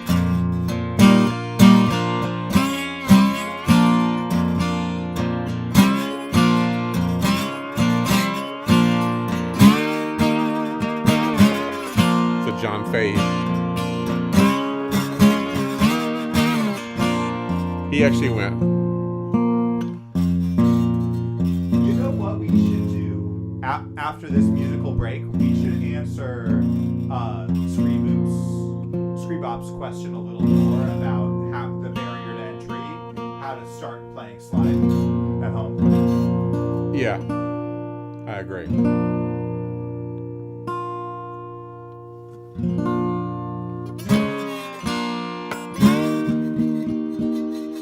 I would say play gently.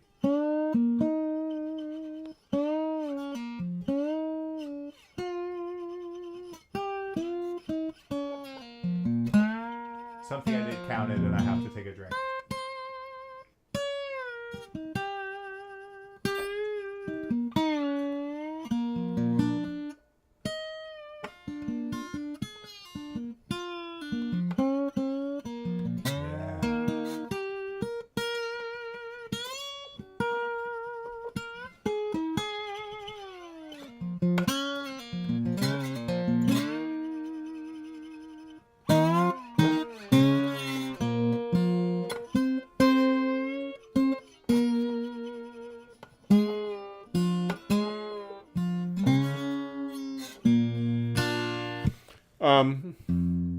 Just play gently. That's because then you can hear whether things are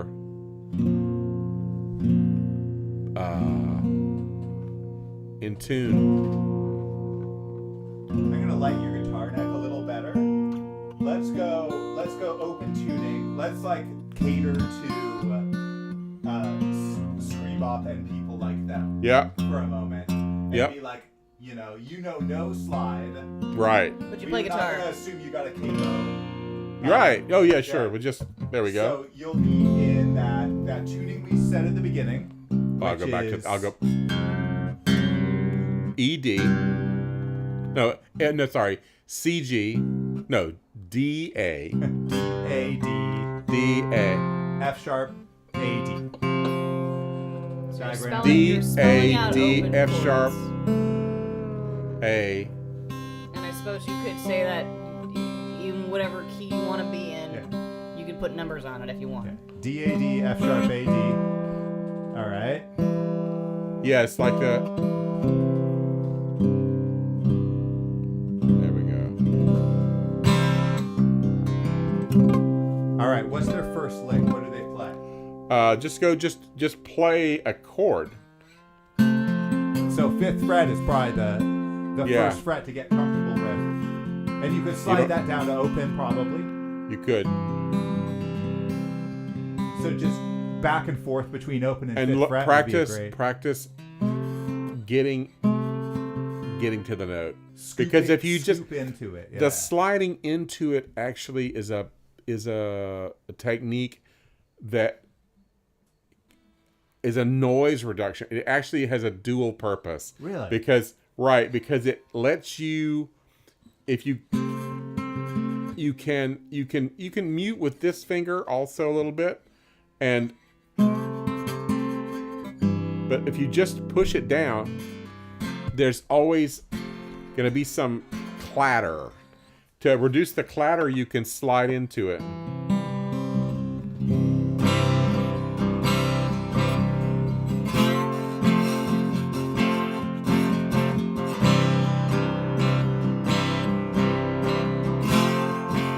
See, I've got my index finger behind it there.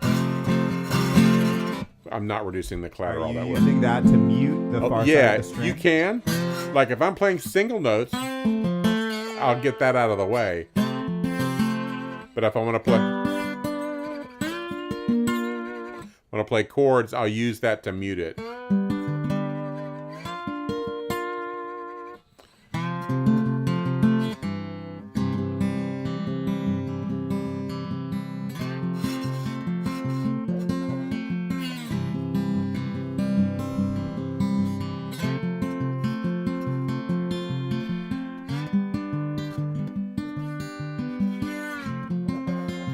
Just slide back and forth.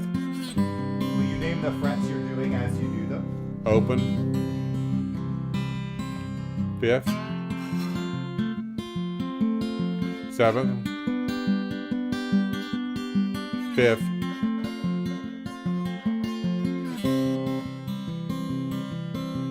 I'm just playing a simple alternating pattern. What is that pattern? The two low notes I'm playing are D and F sharp, and I'm alternating with my index and my middle finger the A and the D string.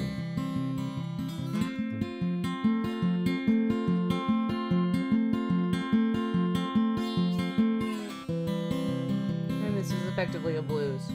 Yeah, sure. Absolute.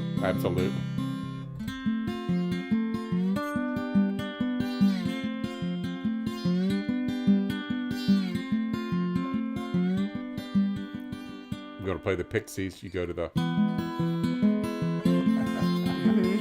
Because Frank Black is notorious for using the major major yes. 3. Instead of using the minor on the 4th fret, he uses the major on the 4th fret. That's Where's My Mind, yeah. And he uses that a lot. God, the Pixies are so good. Yeah, they're great. You've seen his Instagram. Frank Black has 2 new Instagrams with new acoustic songs that are fantastic. I saw the Pixies and Weezer, and the Pixies opened for Weezer. And it was weird. Well, yeah, I saw. So, what frets we can add in? All right, so go up to the 10th fret.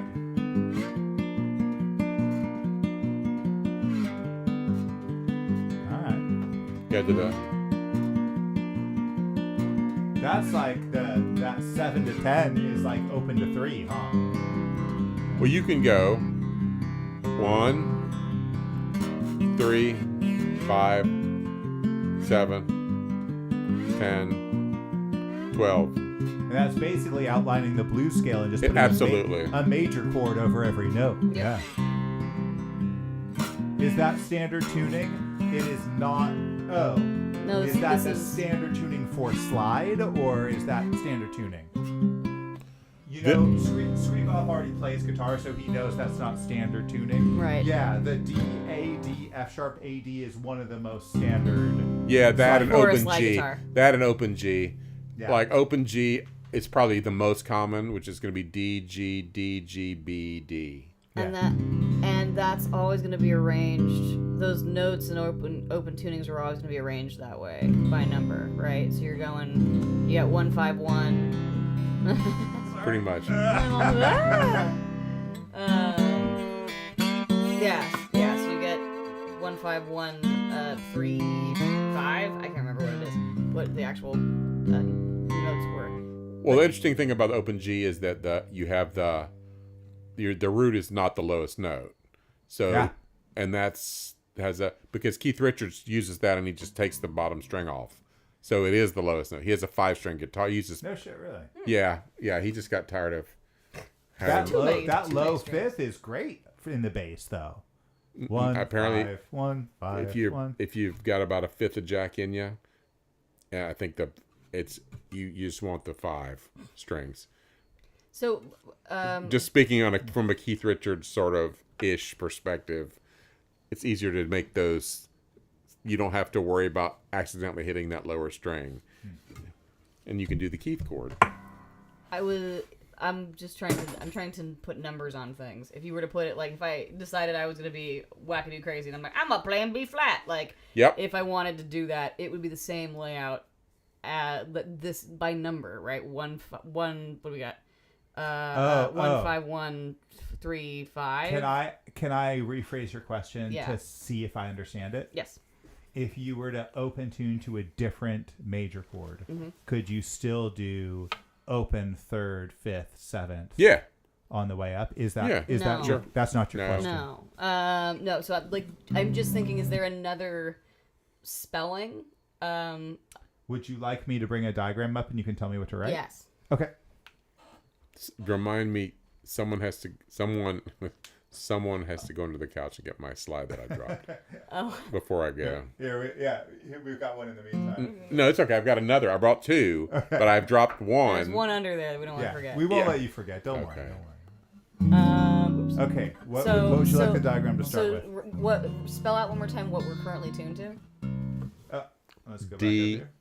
That. There we A, go. D, F sharp. So right now we've got we're in D, so we've got 1 5 3 5 1. 1 5 1 3 5 1. Oh. 1 oops. 5 1 missed 3 these 5 1. Yep. Yeah. So Yeah, is 1, that? 5. Sorry. Yeah. 1 So 5 1 3. is there a different spelling? So this is spelled this way by number. Yeah, every open tuning is going to be different intervals across the strings. That's right. Okay. So if I did this, if I were to now D and G are common keys. If I were to do this in, if I were to do it in G, it would be the same. Let's do the other one that's most common. Yeah, Let's prove that. Yeah. The D.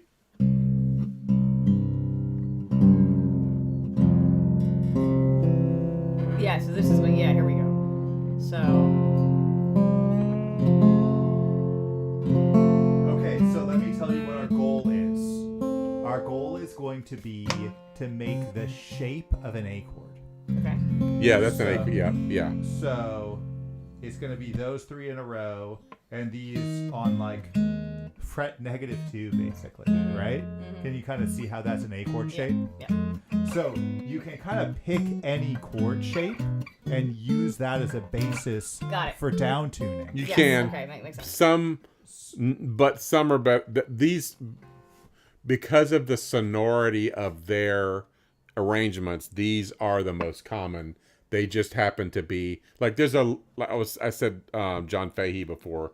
He had one that was it D A? Let's finish this tuning up before we move to another one. I'm such an ADD person. No problem. So we're tuning the A down to a G. Here's that low scale. We're making a G chord right now. Yeah. So an A shape, but in the key of G. Right. A -2 frets down to G. Right. If that makes sense. Yeah. So now we've got a low 5, scale Right. degree 5. Oh, this is Yeah. the So thing. this is the other number schematic I wanted of. Yeah. And then this is now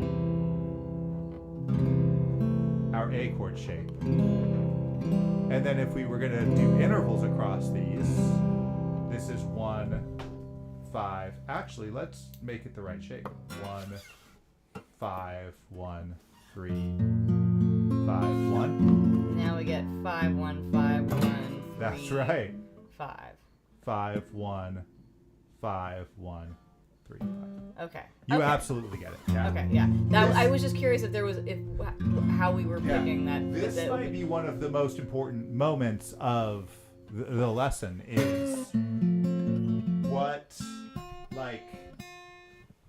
what makes a good open tuning, Right. right? Like we're tuning to a chord shape. Sam and Jack from Stereosity tuned to these really beautiful, like major 9 chords. Oh yeah, stuff. I had one like that. Yeah, I had one. They tuned to these absolutely stunning open tunings. Yeah, what was They have like suspensions and extensions, and they're just beautiful. Nice. So you can really pick any shape, and you can tune strings up if you wanted to. Right. Like technically, you could take an A chord and actually make it an A chord. So it would depend on what you wanted access to. So if you're doing... And how high you can tune the string without it snapping. Right, there's that Which is too. why you usually tune down to the shape. Right, okay, that makes sense. Yeah. Yeah, so if you wanted to be like, I'm gonna play around with some funky French like suspended fourths or something like that, you would want a shape that would lend itself more easily to that. That is dadgad. Yeah. Is a really important one. And that is what happens. It's an Irish tuning. What's Irish? Yeah, that's what happens when you leave this string without retuning it. Which then makes that 3 a 4 instead, right? You've got a 4 if you leave that string where it's at. So you're tuned 1 5 1 4 5 1, and that's a sus 4 chord. You're tuned to a sus 4. Yeah, I have one that's it's a major 7 flat 5 tuning. Sharp 11. Cool. Yeah, that's the end of my theory is what I just all of my theory. I'm able to say that but when you start doing the math.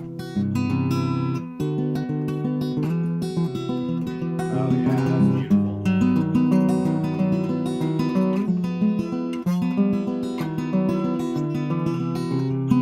It's called the Presley Empire Galactica tuning.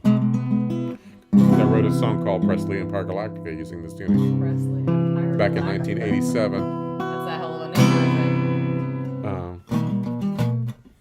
think. All right, let's keep up with chat here. Yeah. Is that the snare tuning? We got that. Renaissance guitars had 4 and 5 strings. Well, we also got, depending on how far back you go, you're also getting things like lutes and other, and the lute family of all of these instruments that are slightly different but similar. I think both guitars and ouds Yeah. are in the lute family. There's an oud, yes. An oud. Behold, my oud. There's an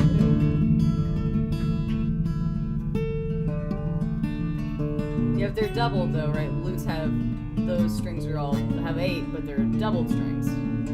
Are they doubled strings? I think they are. Aren't they? I should know this. I should know this offhand. I don't know if they're double? ouds have double. The lutes have doubles? Let's take a look. We can Google this. We can. Megan is going to answer in chat before we even have time. Oh yeah, people get all upset about the things that are easier. They're like, guitars are easier than a lute. You better learn how to play your instrument. Be better at it. Yeah, it's true. Let's see. Do we have... You know what I should do, really? They are courses, 2 strings. We should let people watch us. Ooh, Watch us watch. look at all of them.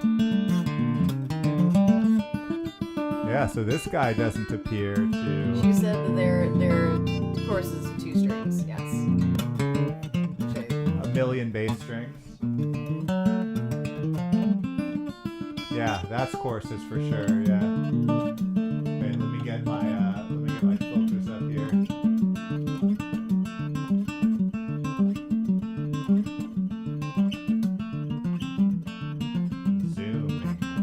Look at that guy. He's so about that. Ooh, ah. Who spent hours setting up how to zoom and pan in a browser window live with OBS. It was Jesse. He did a lot of hard work. I don't know who did that, but I bet they're super. I'm pretty sure super he's handsome and super brave. handsome and smart. So smart and brave and handsome, I bet they are.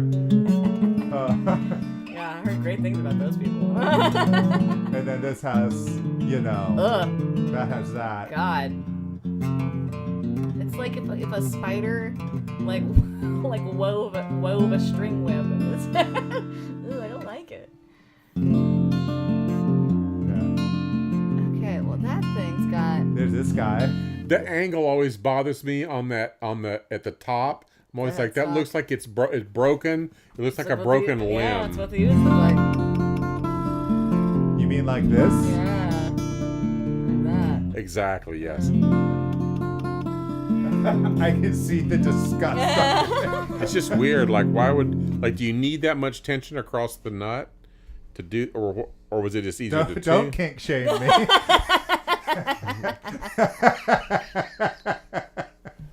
I apologize. I mean, yeah. But do you need that much tension across the nut? I'm not gonna let you off the. My oud is pretty hard to tune. I'm gonna let your nut off the hook. The windings of the strings do get caught on the nut. I need to file it smoother. Megan says that's because it helps you reach the pegs if it's bent like that. Right, when you're walking through a street filled with sewage. It would just be trying it would be really long, right? Play to for get your all the next way out meal. there. Hope the king doesn't. That makes sense. It's ergonomic, even though it looks like it isn't. It's not ergonomic when it comes to storing it or taking it anywhere, but it's good. It's good for tuning.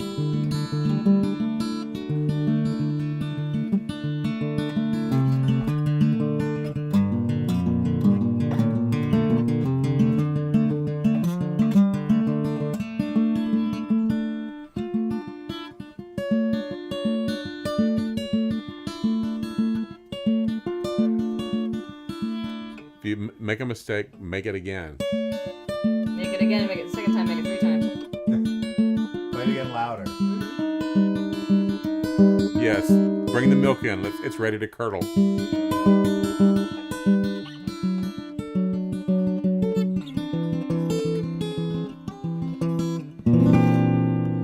The tuning's where you have to have where the math logic doesn't. God, there's an acoustic guitar downstairs that's still in the stereosity tuning. Oh yeah. I kind of want to grab it. Go get it. Do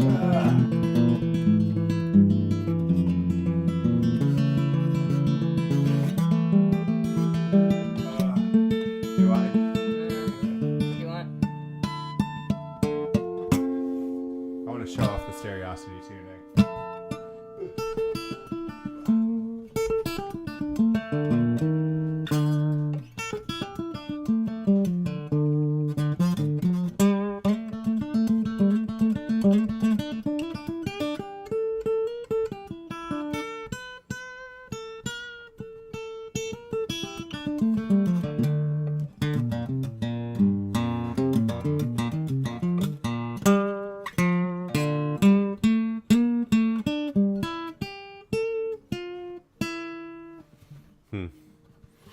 Nice.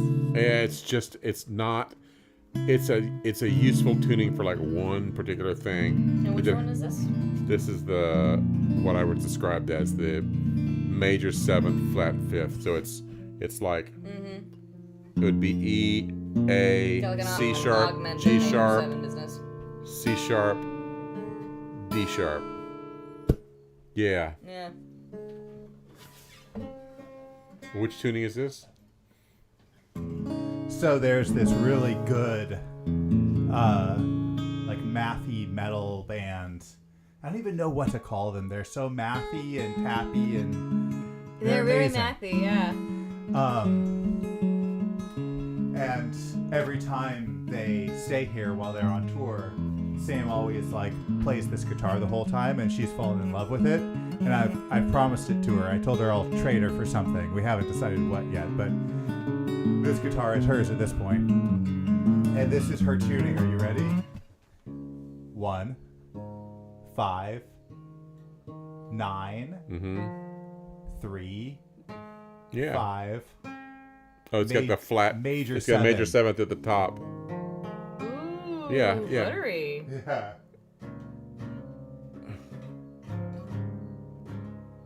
Yeah, that's nice.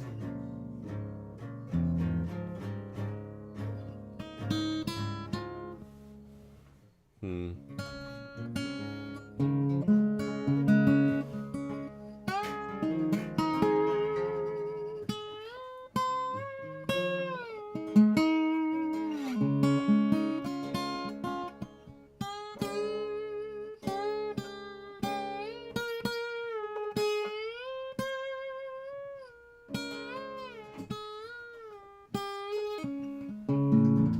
Yeah, try that out.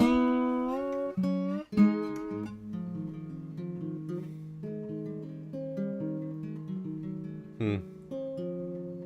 Put the mic on it. You sound good.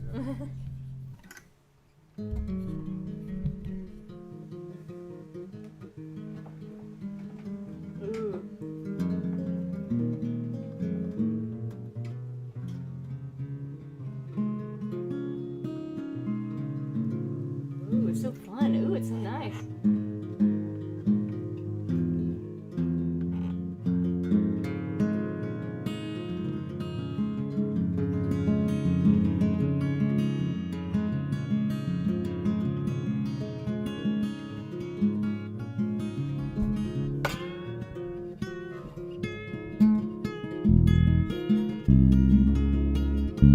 Oh, we're kind of a clean half step away from.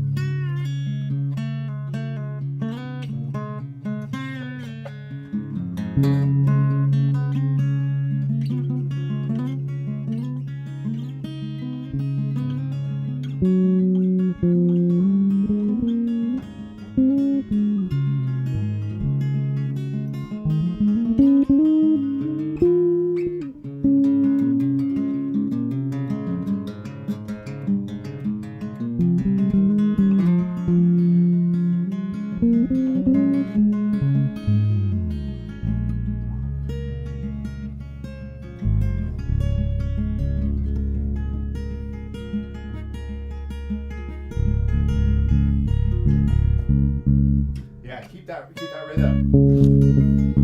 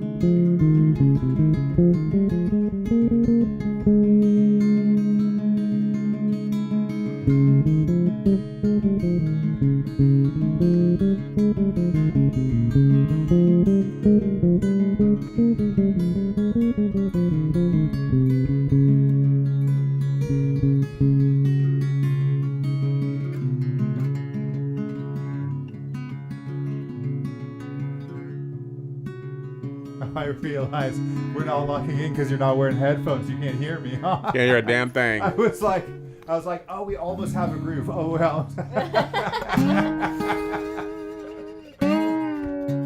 We did lock in a couple times though. It was really nice. All right. I gotta drive. Oh, well, we have 12 minutes. 12 minutes till midnight. Anybody want anything for their last 12 minutes? The BBC Two presents The Music of Tangents with David Attenborough. Oh my God! You want tangents? I got them. See if I can come up with another one. Sure, I've got one that's been lurking in my brain. You got the antimimetic division, Humboldt squid. You could definitely do you could do a podcast with tangents to just open this like beautiful open tuning. Tim Herrenberg is doing the best David Attenborough impression though. This is the Humboldt tangent, magnificent on its own, but in numbers is truly remarkable. Musically, one of the manta rays. Oh, manta ray intelligence. We did intelligence of you had the Nautilus, the manta ray, cuttlefish. I get cuttlefish and Nautilus confused. Cuttlefish have no exoskeleton, right? That's right. Cuttlefish are basically, they look like a squid but fatter, right? With like a little skirt or a little mantle around them. Right. And I'm going full cuttlefish tangent. Are you guys ready? So I was at the Monterey Aquarium and I was watching different stuff, and I walked to the cuttlefish, and I know cuttlefish are smart. So I'm I'm going to spend a moment with this cuttlefish. And I make my hand in the shape of a cuttlefish, and I hold it up to the glass. And he, they kind of keep their tentacles dangling in front of them a little bit. Yeah, I know what you mean, yeah. Yeah, and that it walks up to the glass and goes nose to nose with my hand.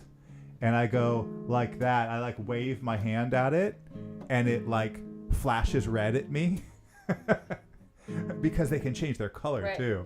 And I just kept doing all these different things to communicate with it, and it was responding to me. That's cool. And me and this cuttlefish I don't know what we were saying to each other. I might have been saying something really offensive in cuttlefish, I don't know. But we were basically having a conversation with each other. I stood there for 45 minutes, half hour, 45 minutes. Well, it's funny that you say that because there's a Spanish author he's been dead for a while. His name's Julio Cortázar, and he's from Argentina, and he wrote a famous book, existential novel called Hopscotch, which can be read in a variety of orders. You can read it linearly, and there's also a way you can read it that at the end of each chapter, he tells you another chapter to skip to. Oh. And but there's one of his stories is about cuttlefish and about he has a short story about cuttlefish and about he lived in Paris and going to the Paris aquarium, which has a name that I can't remember. I would mispronounce so badly that people would cry.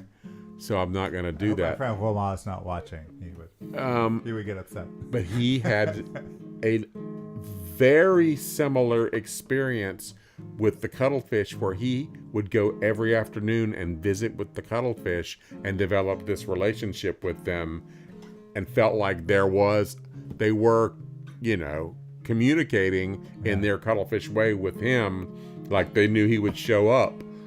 He would pay his 25 cents or whatever and go into the aquarium.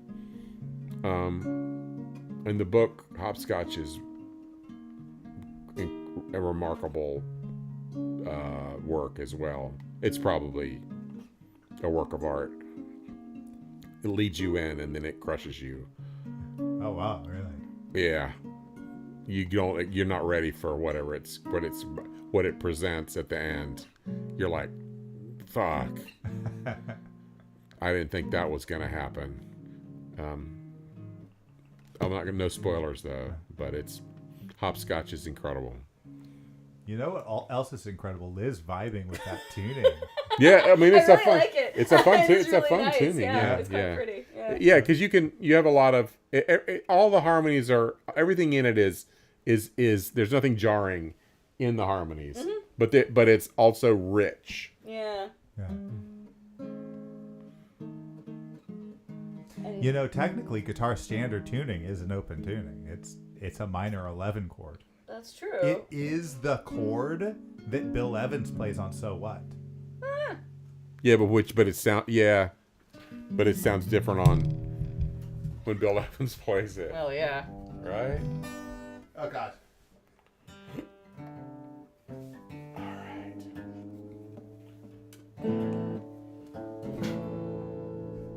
What am I tuned in now? I don't even know. I was just trying to match.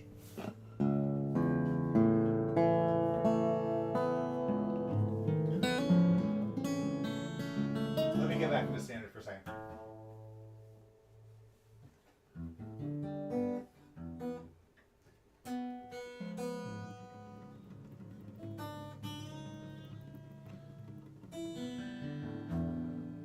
Close enough.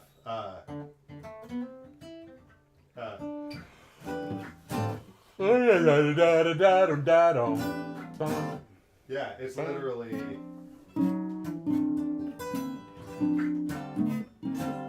But Yeah. as I said before, there's this weird thing where the higher up you go, the more tolerant we are of those intervals. They don't sound as, That's right.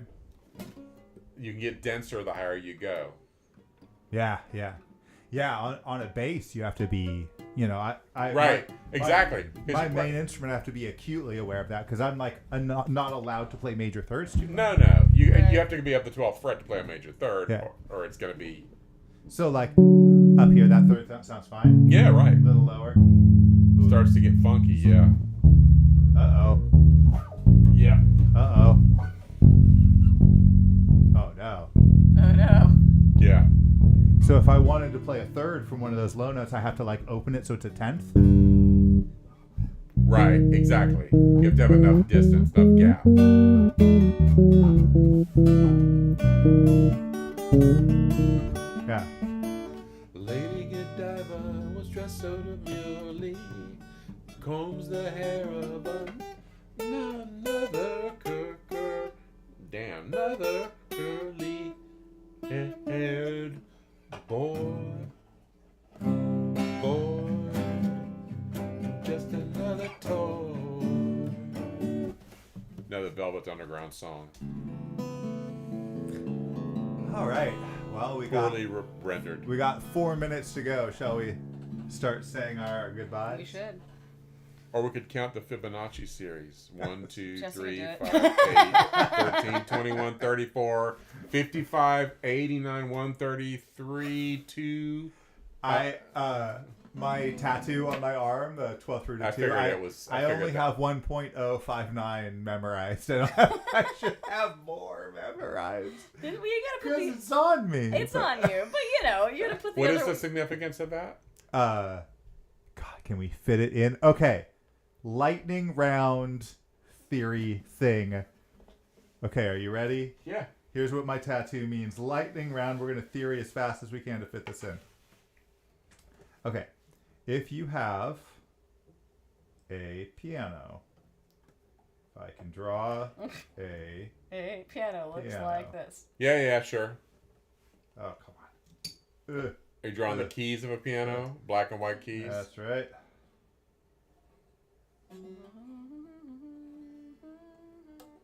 You can play all the black keys or all the white keys. It's when you start mixing them together that you have to know what you're doing. And your black keys are pentatonic. Absolutely, and the white keys are diatonic. So you just go, as long as you stick to one or the other, it's cool. Mm-hmm. Man, that Okay. sounds great. So this is a C and a D. Yeah. Right. Yep. C. Yep. So we have an A down here, right? Yep. And these all have frequencies. This is a 440. Yep. And Traditionally. we don't know what it is, but there's something we can multiply 440 by to get A sharp. If we multiplied 440 by 1, we would get 440.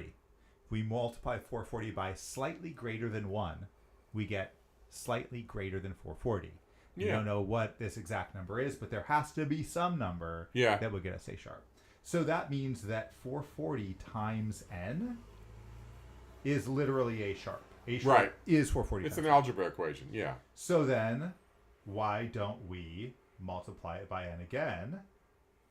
And now we've got B. Oh, right. And then if Right. we multiply it by N again, Right. we've got C, Right. C sharp, D, D sharp, What is N is the E, question. F, F sharp, G, G sharp, A. So we've gotten back to our next A by multiplying 440 Yeah. times N 12 times. Yeah. So the other missing bit of information is an octave always doubles the frequency. Right. The next A up is 880. Mm-hmm. The A below is 220. Mm-hmm. So that means You can do the division on that. Yeah, that means 440 times 2. Right? Right. Yeah. Right? Which, we get rid of both of these 440s. It turned out we didn't even need to pick a real I frequency. see now. N to the 12 equals 2. And then we take the 12th root of both sides, and we've got N equals the 12th root of 2. And that's what you multiply. Yeah, that is the number that you multiply and divide any note by. Different powers of that number give you any interval. No, I didn't know that. Yeah, so that number to the 7 is a perfect fifth. That number to the 8 is a minor sixth. And, it seemed like the perfect tattoo until I started getting into 31 equal temperament and 53, which would be the 31st root of 2 or the 53rd root of 2. Both, So both now I prime- need to both cross off prime the numbers. 12 and just write 31 and 53. and it turns out it doesn't have to be 2 either. So, oh well. Well, you have another arm. You got another arm. But it is my favorite tuning because it's the most useful, right? Yeah. It's not as exciting as all the new ones, but it's the one we all play. It's the one we all love. It's the one I've devoted my life to. So I'm. It's the one that makes it easier to have friends. Yeah, I'm gonna get just intonation tattooed on the other arm, and that's like a whole matrix. Is how you figure that out. A matrix of ratios. Cool. You did it. You did it in 4 or 5 minutes. Yeah. Good job. We snuck that in. Anyone that's still here listening to us, I Thank absolutely love your tenacity. And thank you. Thank you for putting up with, Yeah, thank you for having the patience. which we didn't have, to actually stick to a topic. Yeah. Well, we never do. Yeah. But that I the think, deal? I think it went well. I love each and every one of you in chat. Thank you guys. so much. And I love you guys. Thank you for joining Thank you. us. This was great. Yeah. All right. Cheers. Goodbye. Bye, Tell your everybody. friends and stuff.